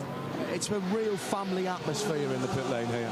Exactly, this family atmosphere is what I enjoy most, and really in endurance racing, that is something you see a lot, because you have to power through for so many hours over and over and over again. That's a bond that is unshakable, and to experience that is over and over really fantastic. So guys, we are now counting down inside the last 10 minutes. We've promised we're not going to even point the camera to Seb's left-hand side at the moment, because we're right outside the RAFA pit. It's something that you just never want to do. And indeed, everybody who's out there at the moment, we want to see them home safely to the checkered flag in, what, 7 and a bit minutes' time. Just going back quickly on Alex Acker, thank you very much to Richard Moxley on the chat, because he reminded me that Alex Acker drives for Attempto Audi in GT World Endurance, because that's his team, because that's the family team. So Purple Middle sector for Alex Acker, a 29.9 in sector 1. This could well be fastest lap of the race with 6 minutes remaining. Yeah, low fuel, yeah, fresh tyres, and a little bit of a glory run to finish off. He didn't get in the car until 10 hours of the race. He spent all of Saturday sitting around and sleeping, he told me. Got in, got the points for the 12-hour mark. They took the full points for the 12-hour mark, the 69 Continental Racing by Simpson Audi. And he does find a 1/10 of a second on his fastest lap, a 40.8, but the best lap of the race still is Mauro Engels, a 40.6. So he's got a little bit to find, and he's probably running out of that peak from the Michelin tyre. He's just set the absolute best through sector 2, which, get this, is 0.003 of a second away from the best sector 2 time from last year, set by Frederick Schandorf in the McLaren. They had a really quick race car. They probably look back on that weekend going, oh, we had the car to win there, and it didn't happen. But how many teams could say that in a 24-hour race? I mean, TFT Racing on pole, still just about hanging on to the last, onto the fastest lap of the race, but it looks like it's going to be 6th position for them with just 5 minutes left on the clock. What is going through Alexander Prince's head right now? And I'm sure his wife Chantal, his father-in-law Michael, they probably cannot look at the screen right now. Big nerves. They are a huge supporter of the championship. They here pretty much every race. They're a full campaign this year, and they are just 4 minutes and 50 seconds away from a historic victory, the first for Mercedes in 10 years at this race.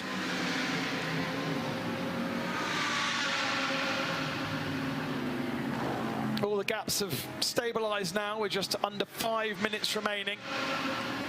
Full maximum points to Mulner Motorsport in 992. They took the 12-hour maximum points as well.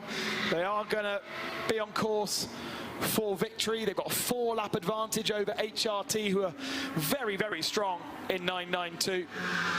And a 3-lap advantage between HRT and RPM. And it will be RPM who will take the 992 championship. Second in Am, 3rd overall is enough. Tracy Crone is going to bring that car to the flag. How many times has he gone for a championship? How many championships does he have under his belt across the world of motorsport across, what, 30-odd years? Must be, at least, Tracy.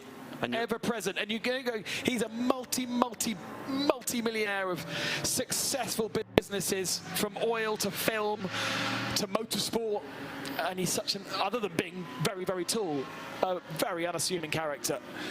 And he just loves his motorsport, just comes and be as part of the team, and that's another championship for him and Nicholas Johnson.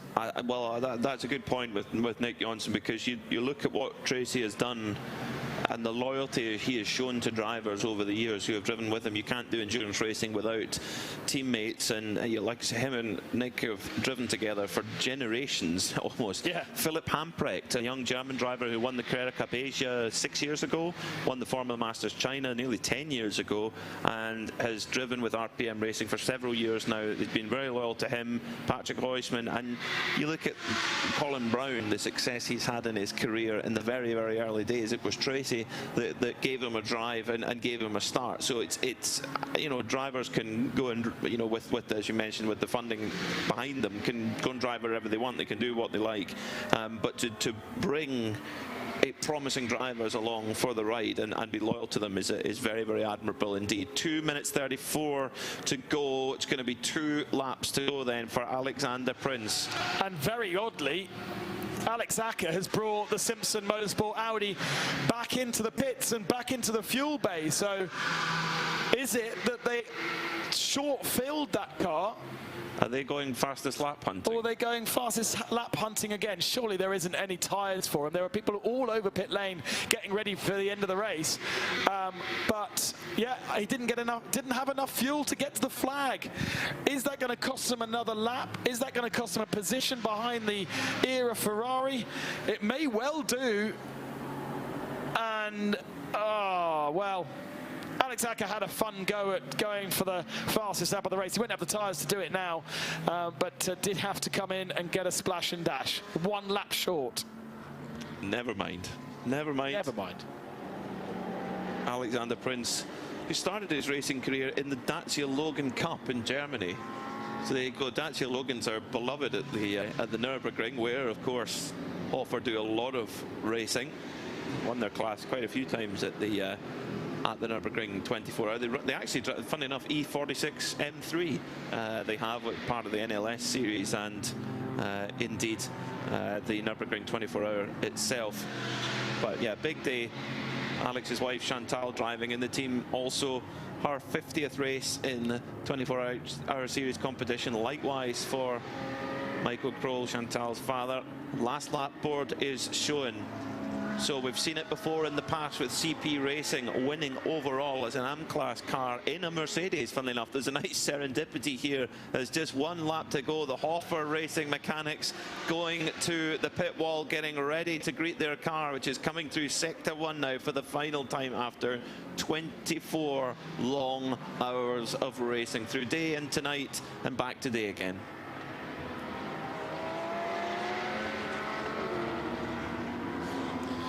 So for the championship, it's not going to be a championship for Hofer Racing this year, but the chance to get the hands on the Trofeo Fermi Velez, a big, big honour. Chantal up on the pit wall. The kids are there as well, ready to see Dad come across the line.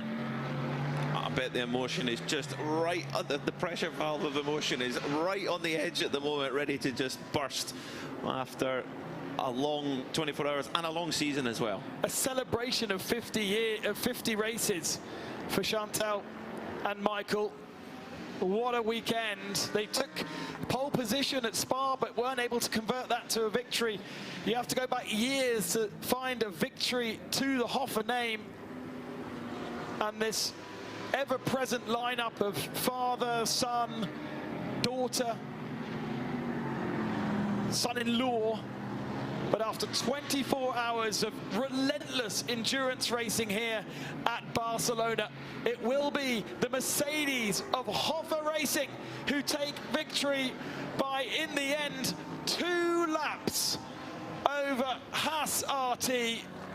And that's going to be so wonderful for the whole team to celebrate for the rest of the afternoon here. John Hindhoff is down with the team. On the wall with the team, Michael Kroll, you've got your family around you, you've got your actual family, you've got your racing family. This has been a long time coming. Excellent, excellent result. Thank you. So it's the first GT3 race here we won overall, and now we won again, so that's perfect. What do you put down the victory to? How did you pull this one off? Oh, that's easy. It's the team and my co-drivers. You really can't lose with that team and the co-drivers. You must be a very proud father and grandfather right now. Yeah, it's a father-son, a father-daughter, son-in-law team, so it's one family. Well done. Let me see if we can grab Maxi Partel as well, who is down the pit wall. Chantal didn't want to talk to me before we got the car across the line. Torsten Kratz here. Let's have a word with Torsten. My goodness me, mate. What a result. What a result. Unbelievable. Unbelievable. We did not expect this. So we hope for podium, but that we are on the very top, it's unbelievable. It's very surprising. But the car was so well, so it was driving so fast and was so easy to handle. The team did a great job the whole week to find the right setup, especially on the long run. I'm speechless, so it's unbelievable. When did you allow yourself to believe it might be an overall victory? This morning, when we survived the night. So during the night we did quite fast stints. So during the night, Alex, Max and me, we were pushing a lot. And then in the morning, we thought, okay, now it could be possible. And right.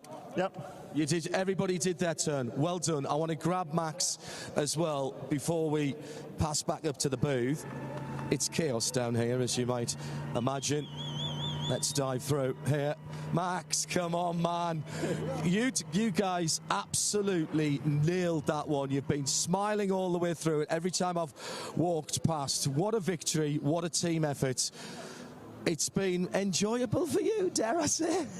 Yeah, I think the main thing was we got in the stealth mode during the night, and then we were undercover on the race. Yeah, always smiling, and then we had to fight back on the fourth place and never give them back. That's the reason we are getting up there. And the top of the whole tree. Oh. It started early, gents. It started early. On that note, as I've got to travel in this shirt later, I'm going to head off to Parc Fermé, which is just down to my left-hand side. As the cars are starting to come in, we'll pick off some of the other winners as you go through the provisional results here for the Michelin 24 Hours of Barcelona, Catalonia. At the midpoint of the race, RAFA Racing. So only picking up 10 points for the championship at that point, but the full maximum 40 at the end. Don't forget, though, that we have crowned our GT3 overall champions here. Proton Uber competition are not going to be on the overall podium. They end up in 4th position, but they do win Pro-Am. They win that championship as well, but they are the overall GT3 champions. So York Dryso is the man to go and find his emotions. Yes, of course, it's about the victory of the 24 Hours of Barcelona, and with RAFA Racing, a team so close to Creventic heart, having been here so often, and that family environment that they create, which is so close to the environment that Creventic want to create as well, with the Breukers family racing together as well. Do not forget that York Dryso, Manuel Lauk, the Proton Uber competition team are the champions for 2025.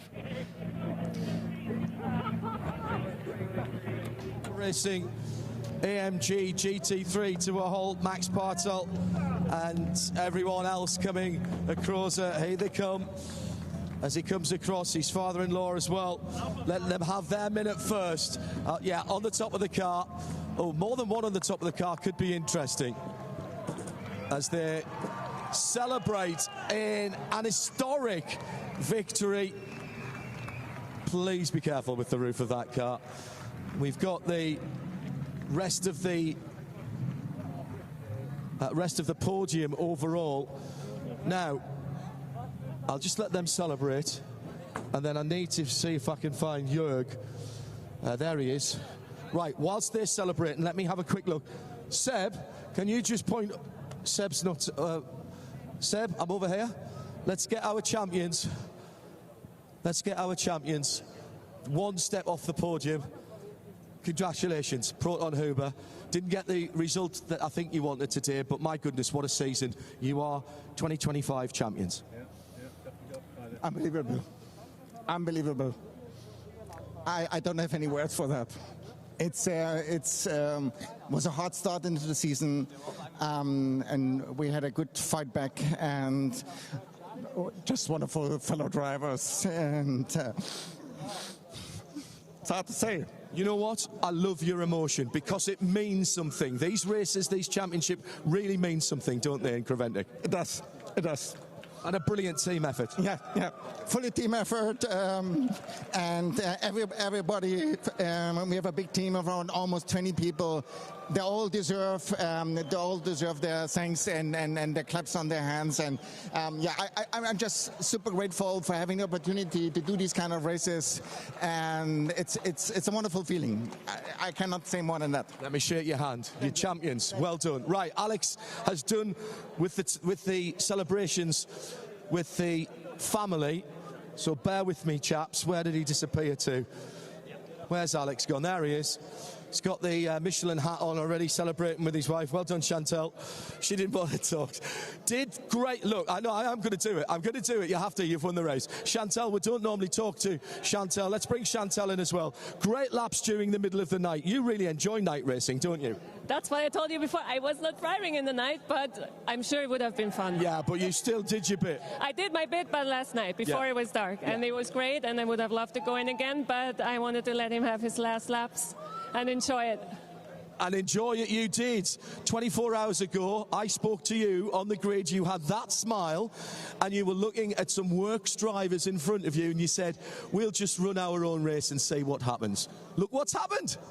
Yeah, I would never believe this. It's unbelievable. I'm just speechless. I'm so proud about the whole crew, the drivers, my family who always support me, all the mechanics, the whole crew, they just prepare with so much effort.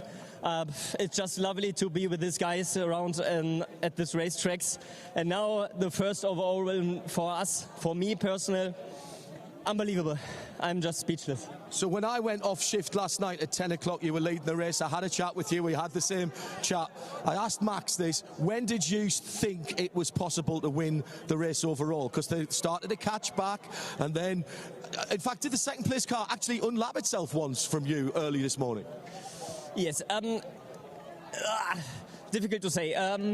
I got nervous this morning when we came back to P1. Wow. And then I went to sleep because I couldn't watch. And I think it was just real when Torsten was inside the car, so the stint before me. And then it became real, yeah, for sure. But before, I always like, okay, keep it calm, so much can happen. So yeah, it was just unbelievable. And it was for sure the most not enjoyable laps in my career, because I was just thinking about take care, don't screw it up, and then hold back the emotions. It was, yeah, a mix of everything. 10 years since the last overall RAFA win, and on the 50th race for Chantal and Michael. Now that's a pretty good statistic. Yeah, I think this is, it makes it just perfect also, especially for my wife on his 50th race here at Creventic. And also for my father-in-law, the 54th race, I think. And 10 years exactly after the first win here, it's perfect. It's perfect. Go and celebrate some more with the team. I think we are in the midst of a very, very big party from RAFA Racing and everyone else on the podium. Let's get back to Peter and to Ben for the unofficial results. RAFA Racing taking victory by 3 minutes and 45 seconds in the end over a really strong result from Haas RT.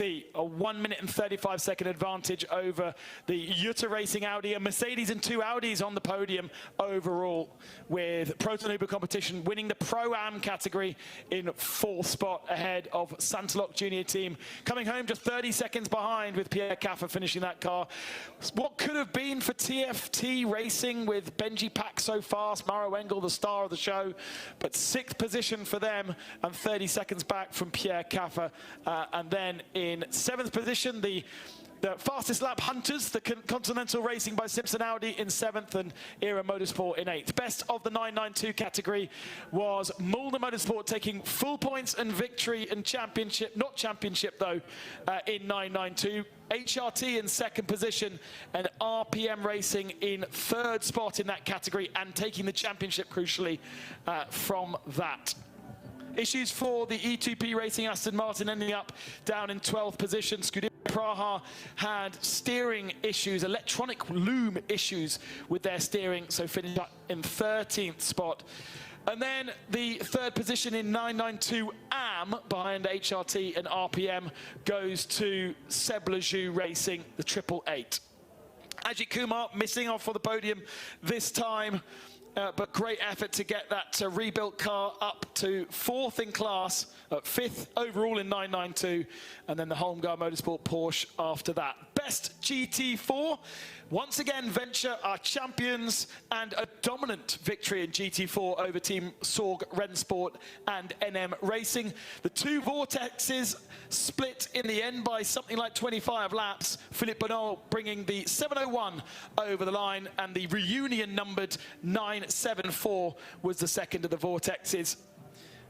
We then go down to Viper Nisa, who got their car to the flag after many a problem, in 22nd position, and Euskadi Afron in 6th in 992 Am, 7th in 992, and 23rd overall. The winners of the TCE category and the winners of the Michelin endurance award for using the least amount of tyres, the ASBES, that's not an award by the way, ASBES Racing Cupra TCE category winners by something around 70 laps over the Through Honda Racing Honda Civic, and in third position the ASBES Porsche that didn't finish but will be on the podium in TCE and TCX. Outside of that, the rest of the cars on your finishing list: retirees, Red Camels Jordan, Get Speed, the second of the Through Honda Civics, Into Africa Racing Ferrari, JMEC BMW, Red Ant Racing were a really, really early retiree, and GP Racing were the earliest in their 992 Porsche. 33 cars started, 25 cars took the flag. That is not bad for a full fat, very, very fast 24 hours of Barcelona.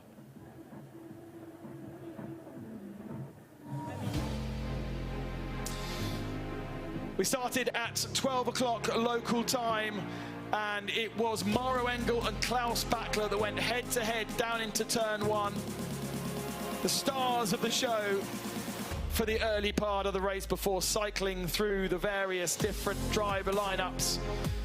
In the heat of the day, there was quite a few cars facing the wrong direction, but no big dramas. Some suspension issues after contacts, some brake issues for other 992s, but mainly just small code 60s. I think we got to about 7 or 8 o'clock in the evening with only half an hour's worth of code 60 running. In fact, we went 4 or 5 hours into the evening with no code 60 at all. It was pretty metronomic. And then into the night, plenty of drama, the beautiful fireworks that came over at midnight. Gearbox problems for Red Camels Jordan put them out of the race, and as we came back to sunrise in the morning, TFT were in the gravel, Seb Lachou was in the gravel, engine failure for the Cupra in the TCE category. And then some great fights all the way to the end. But after 10 years of waiting, RAFA Racing back on the top step of the podium. Mercedes back on the top step of the podium at the Barcelona. 24 hours.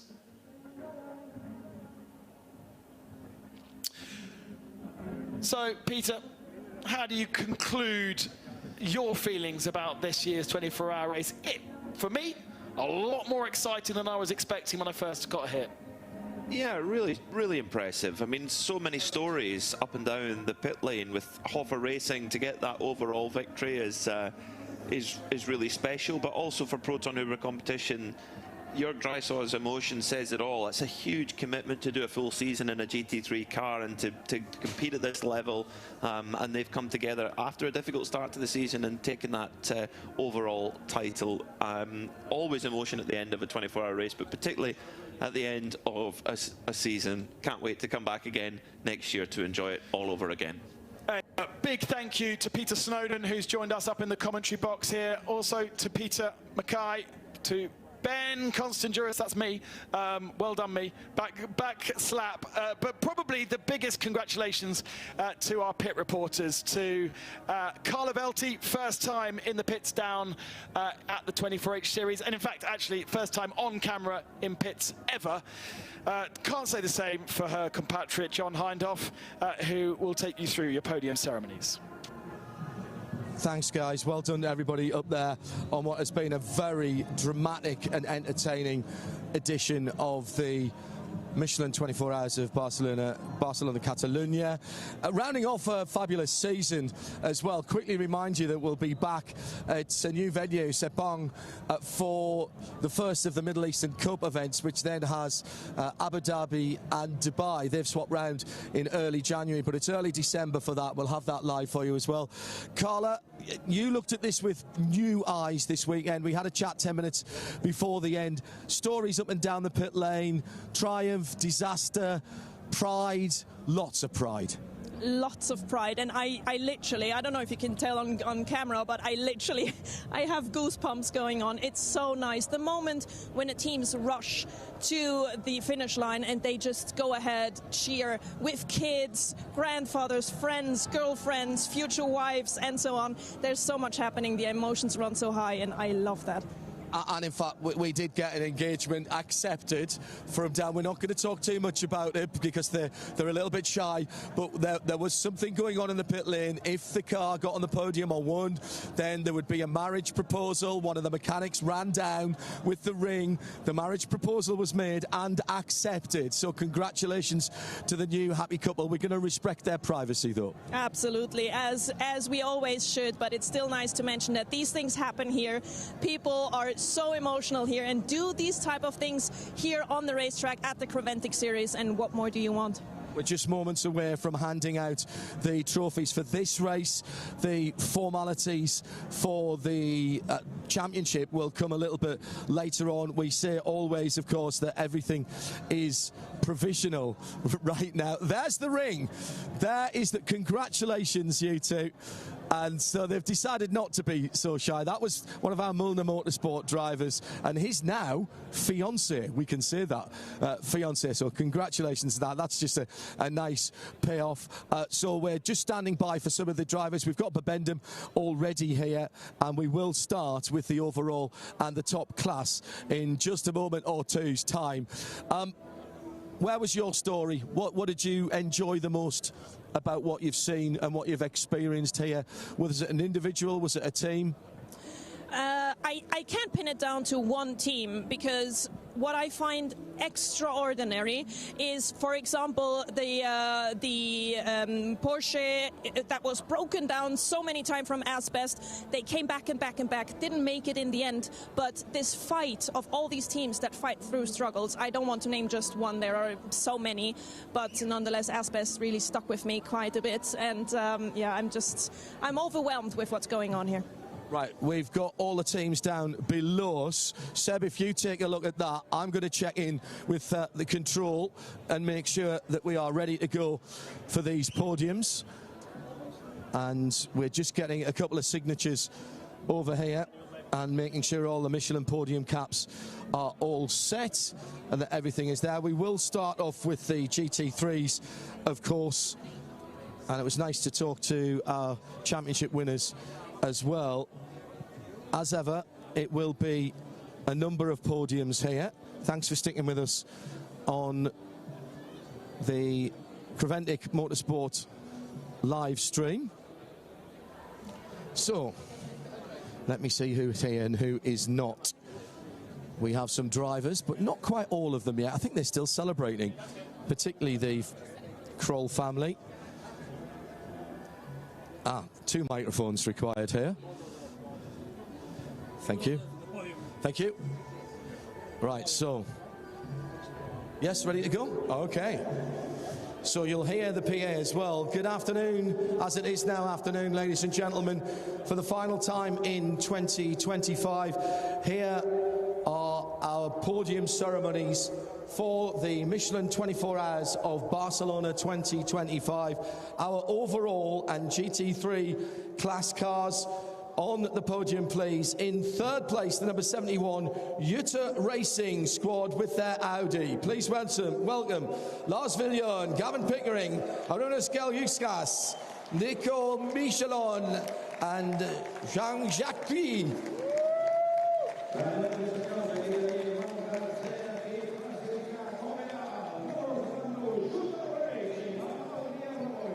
It's another Audi in second place, coming up a tiny bit short this weekend for Haas RT.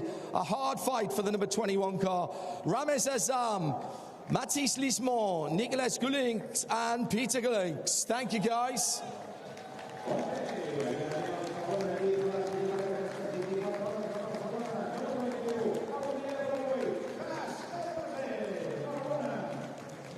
And it's been 10 years in the making. RAFA Racing wins here at the Circuit of Barcelona, Catalunya, for Michael Kroll, for Chantal Prince, for Alexander Prince, for Max Bartel, and for Torsten Krass. They are your winners!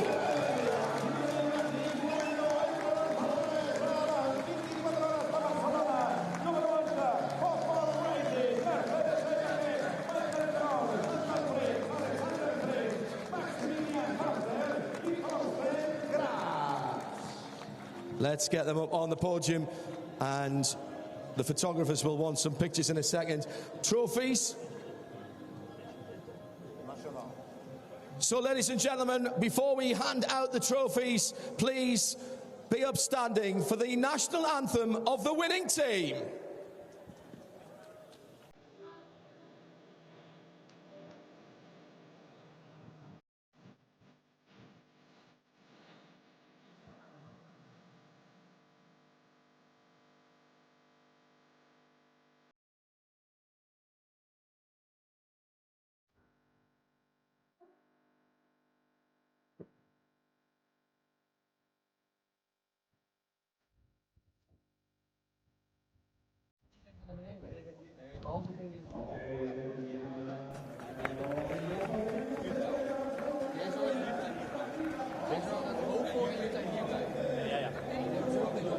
So the awards now to be handed over by representatives from the circuit who have been absolutely brilliant once again this weekend. Thank you.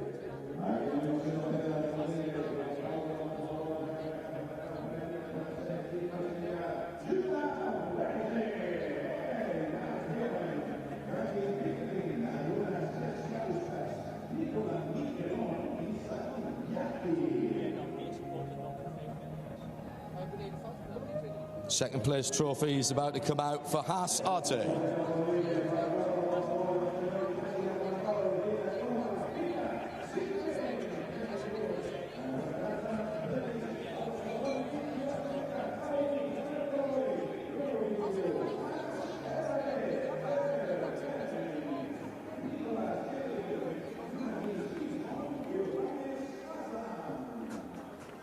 And here are the big trophies for the 26th Michelin 24 Hours of Barcelona, the end of our 2025 Michelin 24 Hours for this middle step and RAFA Racing.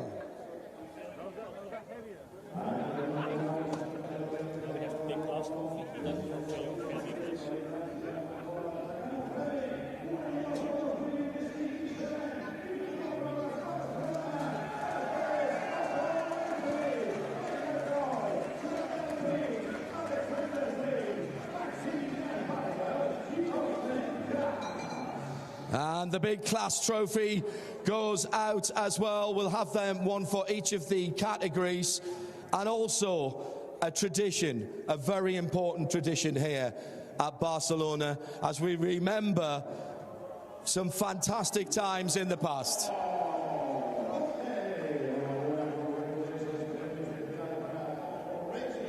And now, the Trofeo Femi Velez for the 24 Hours of Barcelona.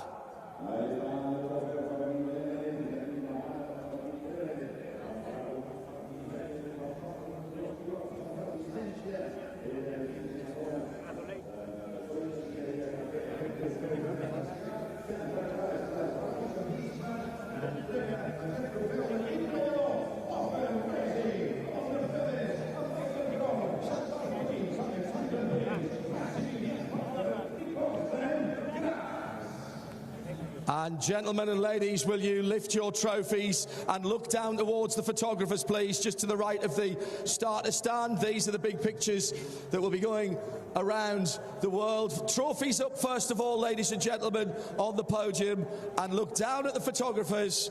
Smile for the photographers. They're just to the right of the starter stand. Our new podium Fizz sponsor is Paladin. Let's get busy.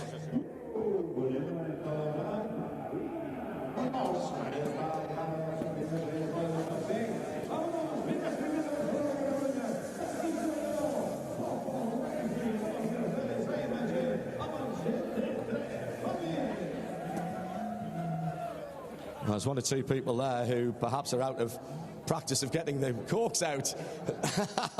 Good job they weren't that tardy on the track. Ladies and gentlemen, once again, your podium for the overall GT3 cars.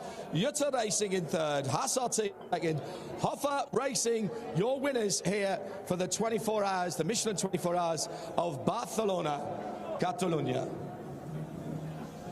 Right, we'll clear this off. Well done, everybody. Now, we're going to have to tell all of the following drivers to be very, very careful as they come out. Well done, Nico. Matisse, congratulations. Good driving, man. Well done. Everybody's fought really hard for this one this weekend. Alex Prince smiling as he always does. Michael, congratulations. Well done, guys. Well done. Max. Cheers, mate. Enjoy tonight. Bit of a party, I think. Right, we'll need to quickly reset as we move on to the GT3 ProAm cars. You're going to see some of the same drivers here through some of the other classes, but we will reset. Can I just say to all the drivers, please be very, very careful when you come out, because this is now a bit wet here on the super podium that we have here. So GT3 ProAm, just waiting for the Paladin to come out. And in third position for GT3 ProAm in the GT3 class, and what a battle this was. Please, will you put your hands together for the Mercedes AMG GT3 Evo crew of the number 28 team of TFT Racing. Patrick Chalet, Benjamin Pack, Jordan Boisson and Maro Engel. So close, mate. So close. Looked like they might chase them down to start with.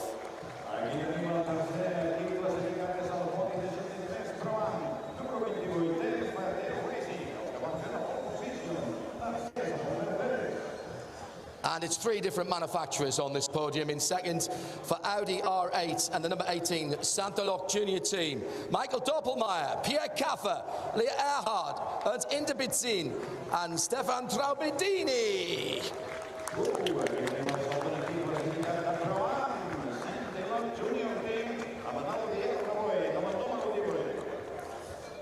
And our winners for Porsche and provisionally the champions of the season as well. Jörg Dressau, Manuel Lauk, Klaus Bachler and Konstantin Dressler.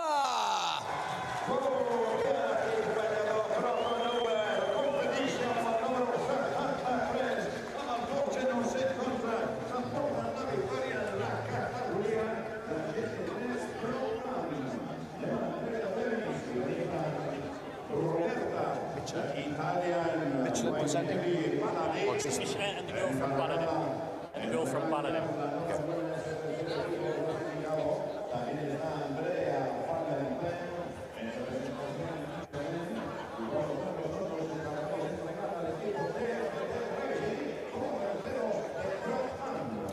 And thank you to our trophy presenters from Michelin and from our podium wine sponsors and partners, Paladin, as the second place trophies come out to Santolock.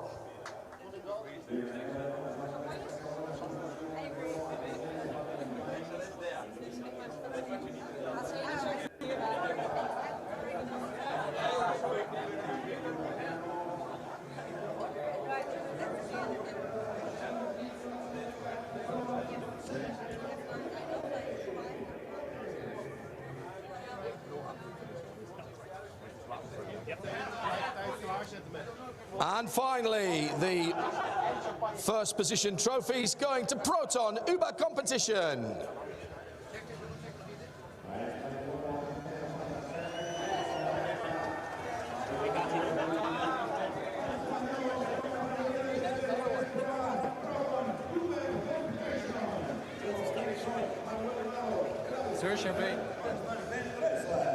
And here is the big class trophy as well. Trophies up, please, drivers, and look to the photographers as we get down to the right, please, down to the right of the start-finish line. There you go. Snap away, photographers. I'm watching to see if they are happy. They are happy. And now let's open some Paladin and enjoy.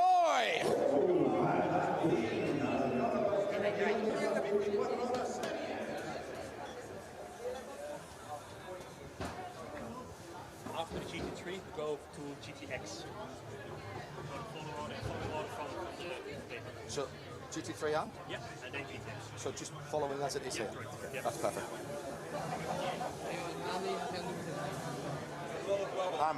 Correct. I'm John, by the way. Hello. Whoa.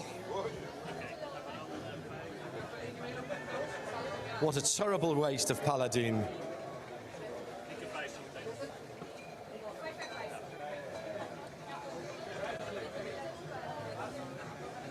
Well done, Elio. Thank you, Mikael. Well done. See you later. There's another one. Pierre Caffer has been soaked with champagne more times than I have a hot dinner, so has Maro Engel. Well done, Maro. Lovely to see you here. Klaus Bachler just coming through as well. Congratulations, Klaus. Manuel. Well done, Jörg. Excellent stuff.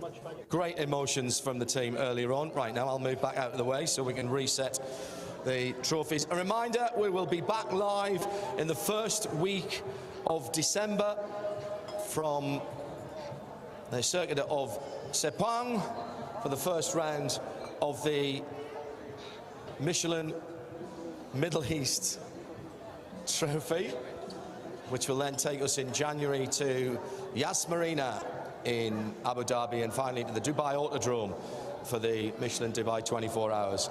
We'll stay with GT3s here, and our final GT3 podium is for the GT3 Am class. You may recognise some of these drivers. Will you welcome, in third position, representing Audi, the number 69 Continental Racing by Simpson Motorsport squad, Vasily Vladikin.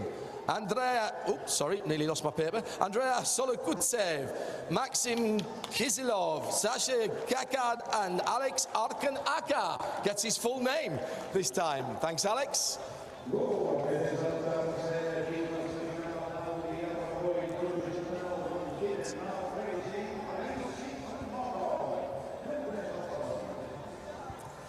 And in second position, welcome back please, Jutta Racing, the number 71 Audi squad, Zhang Yaqi, Nicolas Michelin, Adonis, Gelsiokas, Gavin Pickering and Lars Villian.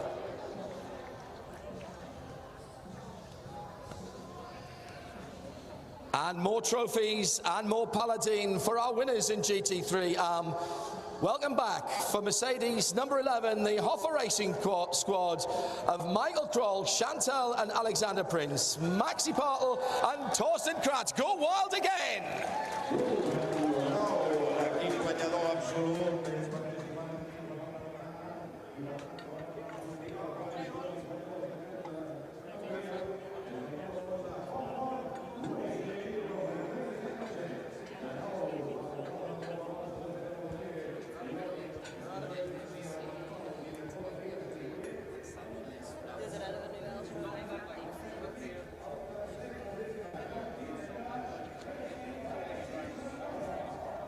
And once again, presenting the podium trophies here in this category are represented from the circuit here at Circuit Barcelona, Catalunya, who have been once again brilliant hosts for us for this, the 26th running of the Michelin 24 Hours of Barcelona.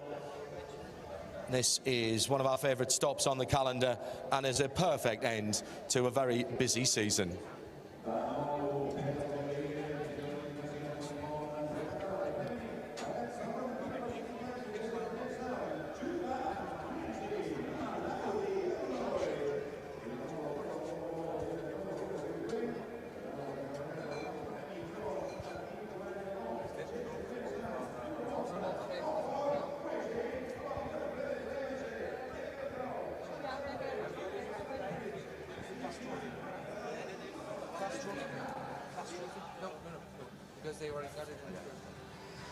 So let's get together, please. Get your trophies up for the GT3 Am. Look down at the photographers, please.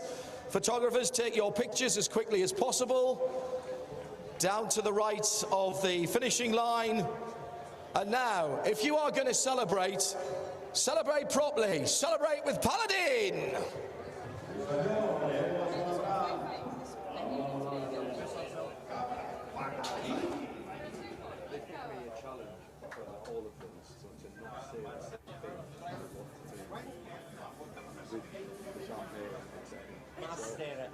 I tried to try different things every time. Great job, great job. And thank you very much for supporting us. GT3 Am, ladies and gentlemen. And remember, for those of you here at the circuit, we still have our championship presentations to come in the paddock later on. Oh, my new pit lane co-commentator didn't move quite quickly enough there. Carla Velti getting very close to the celebrations. We'll reset now for the GTX special GT cars. So give us 1 second. We have 2 podium attendees for that. So yet more. Well done, guys. Are you coming back for any more? I've had my 2 legfuls. Yeah, 2 whole legfuls. That's right. Very good. Allora. Right. Moving on now through our class system here that makes the Michelin 24H Series by Creventic such variety. Oh, you haven't. I've got to travel home tonight. It's good. It's good. Yeah, thank you for that. All the years I've stayed out of the way, and he's got me right at the end of the season. You set that up, didn't you? Let's go to GTX Special GTs. And in second place, they did lead the race for a number of hours during the night for Vortex V8 number 974 with their Vortex 2.0. Olivier Gomez, Johan Olivar, Solen Amarouche, Arnaud Tesamir, and Lionel Amarouche. Yes, yes.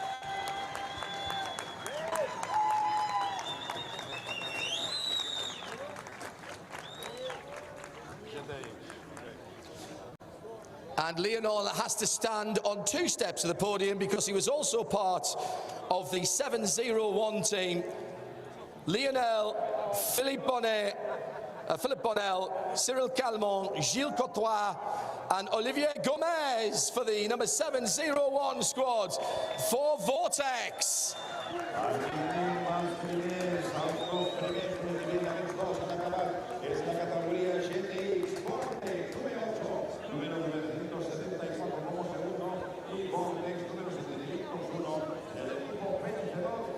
Copy. So, Italian Paladin, Andrea Fallenpan, en representación a Michelin.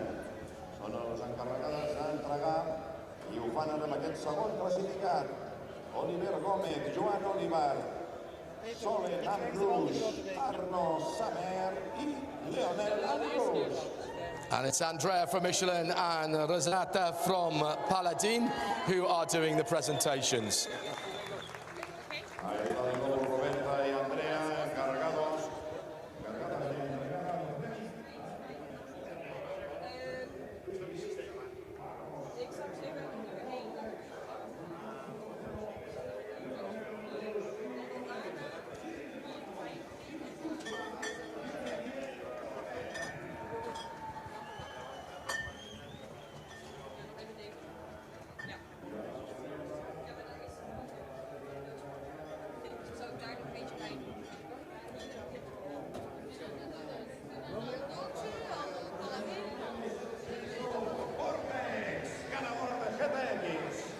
Let's have the trophies up, please, towards the cameramen.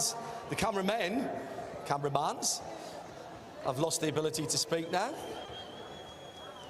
And down to the pit wall. Thank you, drivers. Your GTX special GT car Podium are about to waste some beautiful paladins. Celebrate, gentlemen and ladies.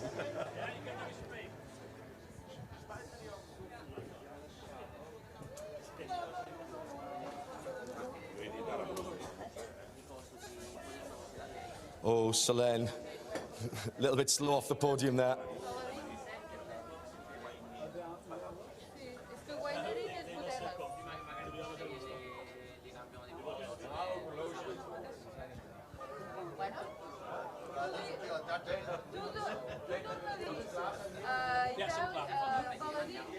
And next up, ladies and gentlemen, we head into one of our most popular classes. 2 podium ceremonies for the 992 Porsche GT3 Cup category.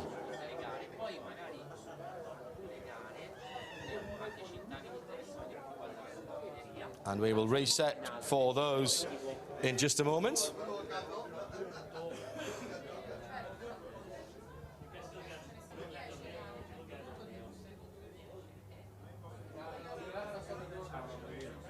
Bibendum standing guard to the left-hand side of the podium as we bring out the Paladin for the next set. Hello, Bib. You're looking great. Over 100 years old, Bib, and looking absolutely fantastic. Michelin are presenting sponsor and supply to all the teams throughout the 2026 season. It's their first season with us, and what a great job they've done for the huge variety of cars that we have here.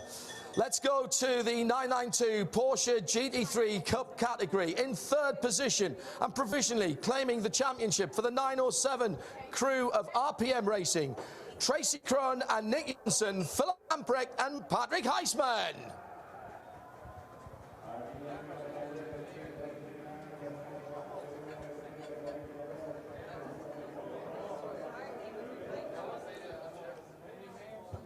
In 2nd position for the number 928, I suppose we say for Porsches, Stephen Gabriel, Jonathan Kernley, Rolando Stack, Igor Sporkin and James Kellett.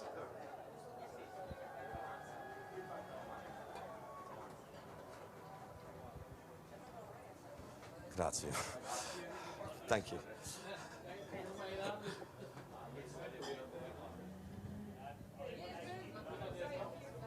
And winning the category, sparking a marriage proposal which was accepted as well, the 921 for Mulner Motorsport, Martin Rump, Valters Zavridis, congratulations Valters, Julian Hanses and Paul Mayer.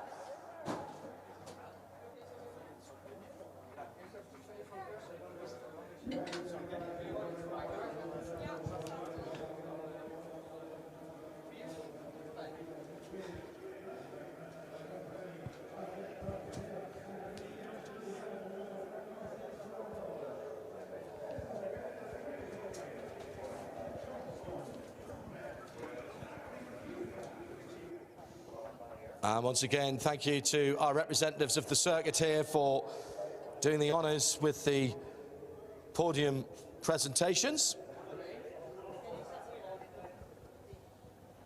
As we go to 2nd place now, well done.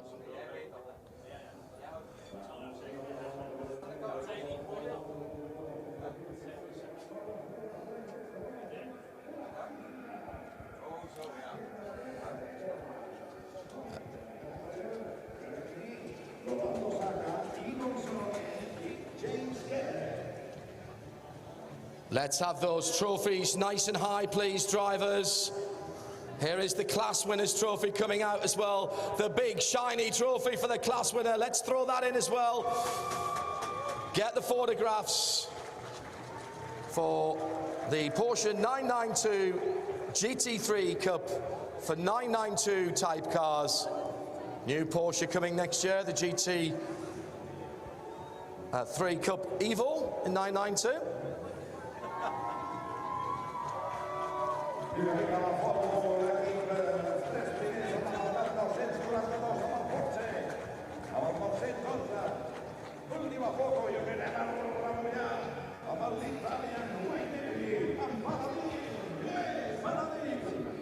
Let's pop the Paladin and start the celebrations.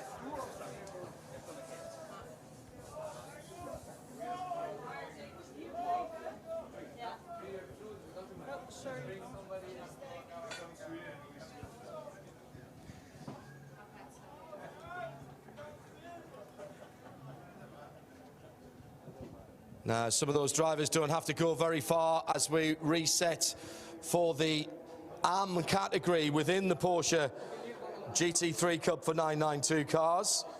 So we'll just quickly reset that before everybody disappears. Patrick. Why are you so dry? So, up goes the trophy. It's not so good. I don't think you can taste champagne with your eyes, to be honest. It's a good job we don't have a camera back here as well.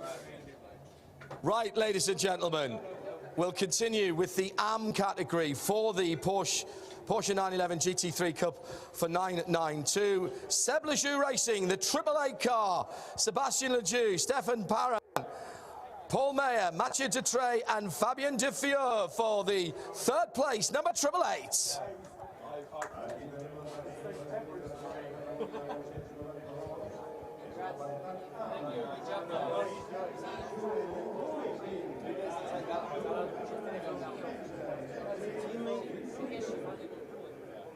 In second position, you've seen them already, cheer even louder, 907 RPM Racing. Tracy Krohn and Nicholas Jonsson, Philip Hambrick and Patrick Heisman.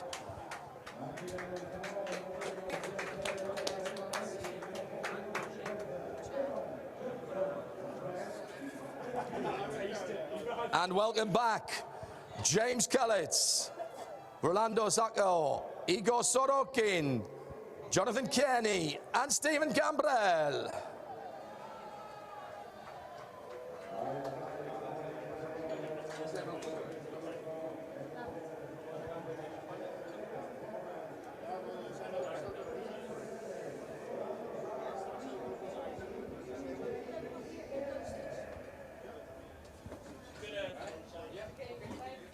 And let's have some trophies once again.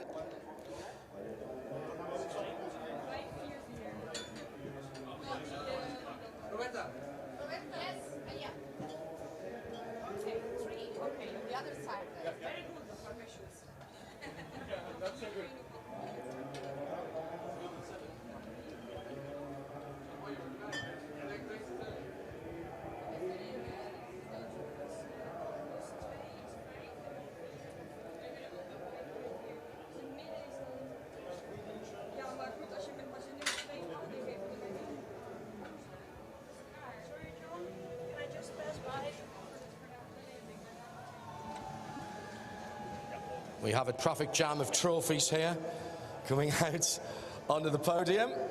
Representatives are from Palatine and Michelin. Thank you for staying in the pit lane and indeed in the grandstands, ladies and gentlemen, and honouring our winners and some of our champions as well for 2025. That's very thoughtful of you after they have committed to the 24 hours. Finally, here are the top class trophies, top position trophies for Porsche 911, excuse me, GT3 Cup 992.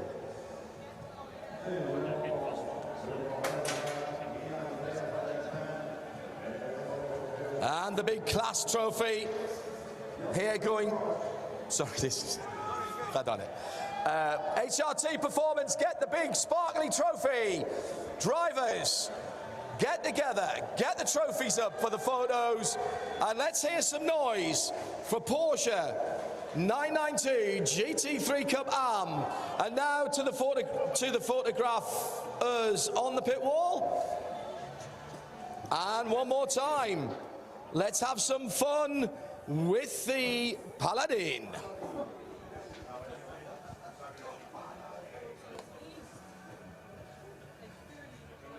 I'm all right, Nick. Good to see you, fella. Good you still see you're still enjoying it. Busy, but you know what? That's good. It's my father always used to say, although he's not with us now.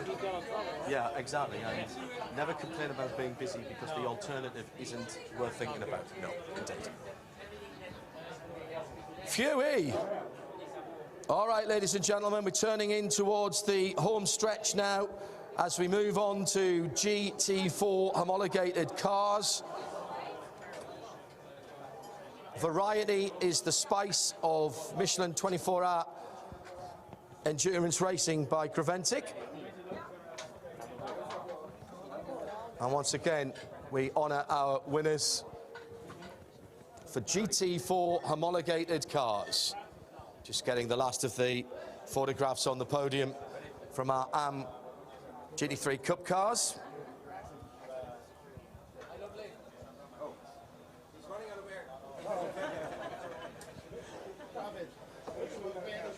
All right, ladies and gentlemen, please welcome for our GT4 homologated car category in third position with an incredibly up and down race, real spirit of endurance stuff for the number 488 NM Racing Mercedes AMG GT4 crew. Welcome Keith Gatehouse, Jorge Belloc, Ruiz Manuel Laucorego and Brendan Lee Oxley.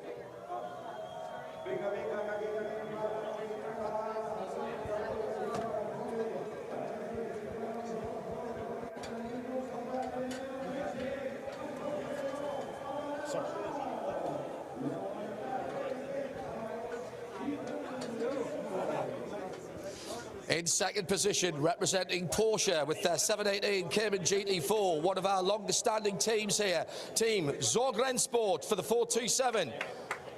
Welcome Jordan Morganol, Damian Schurizin, Michael Salenbach, Marc Girard, and Thierry Chicondale.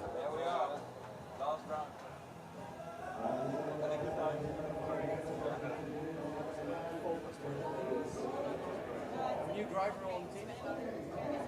Team manager. Team principal. And the winners in GT4 homologated car category for the Mercedes AMG GT4, a 421 squad, Venture Racing, Neville and Christopher Jones, Matthew George and Owen Hizzy.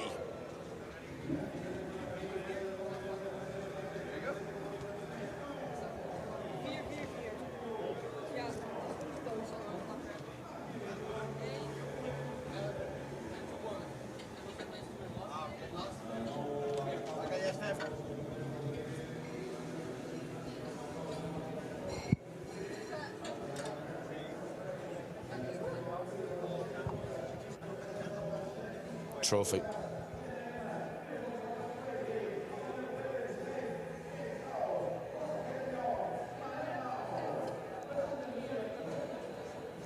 And here come the trophies. Third already in the hands of their worthy recipients. NM Racing, Team Zorgren Sport getting theirs now, and Venture to be presented, and also the class-winning trophy as well for GT4 homologated cars. The big shiny gold trophy about to make its appearance for this category.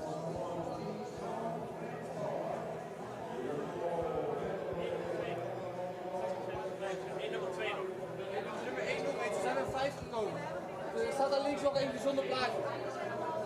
Pak even een andere, maakt niet uit welke. Nee, die niet. Dat hebben we niet.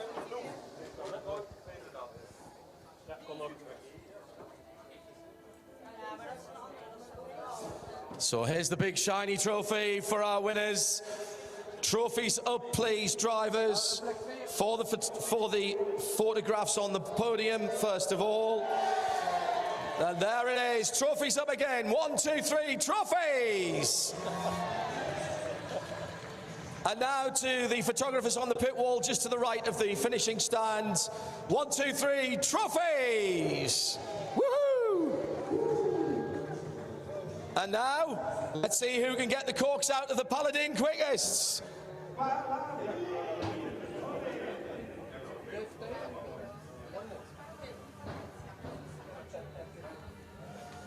Two more.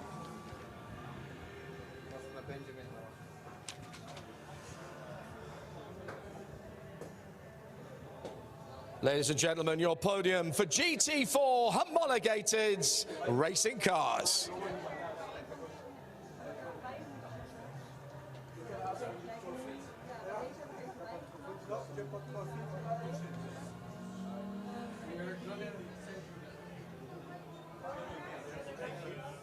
Just finishing off a couple of photographs there with the team. Well done to our GT4 podium finishing competitors. Our penultimate celebration, so please make sure you have set plenty of cheers for this podium and the next. We honour the TCE and TCX category cars, and we'll start in TCE for our TCX and TC category cars. And actually, Peter, might as well do these together because it's the same paper twice. Yeah. Yeah, cool. So, ladies and gentlemen, we have 2 more classes to go, but effectively all on the same podium here. So please welcome for TCE and TCX in 3rd position. An incredibly hard race for the number 111 Asbest Racing Porsche 718 Cayman GT4, Desiree Müller, Seth Brown, Stephen Tierlenk, and Conrad Tox-Lever.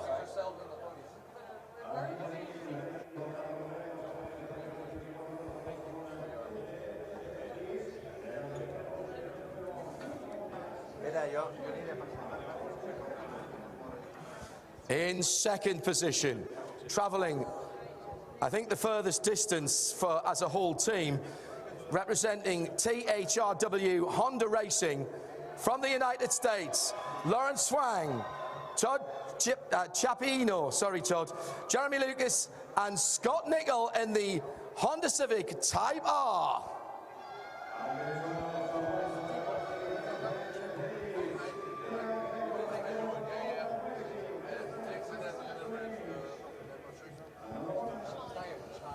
And our winners in TCE, TCX and TC for special touring cars and silhouettes, it is Asbest Racing with the number 102, and here in Spain it's a Cupra that takes the top of the podium for Pia Olsen, Junichi Unamoto, Rafael Gieres and Sebastian Schermann.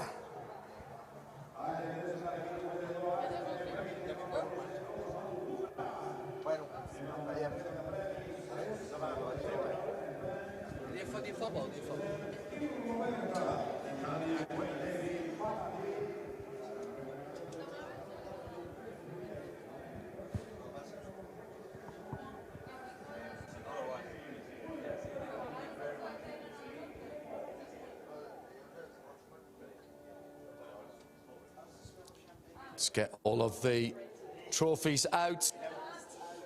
And thanks again to our representatives from Michelin and Paladin, who have got their steps in today, I think it's fair to say. And the big shiny gold trophy going to Cupra number 102, Asbest Racing.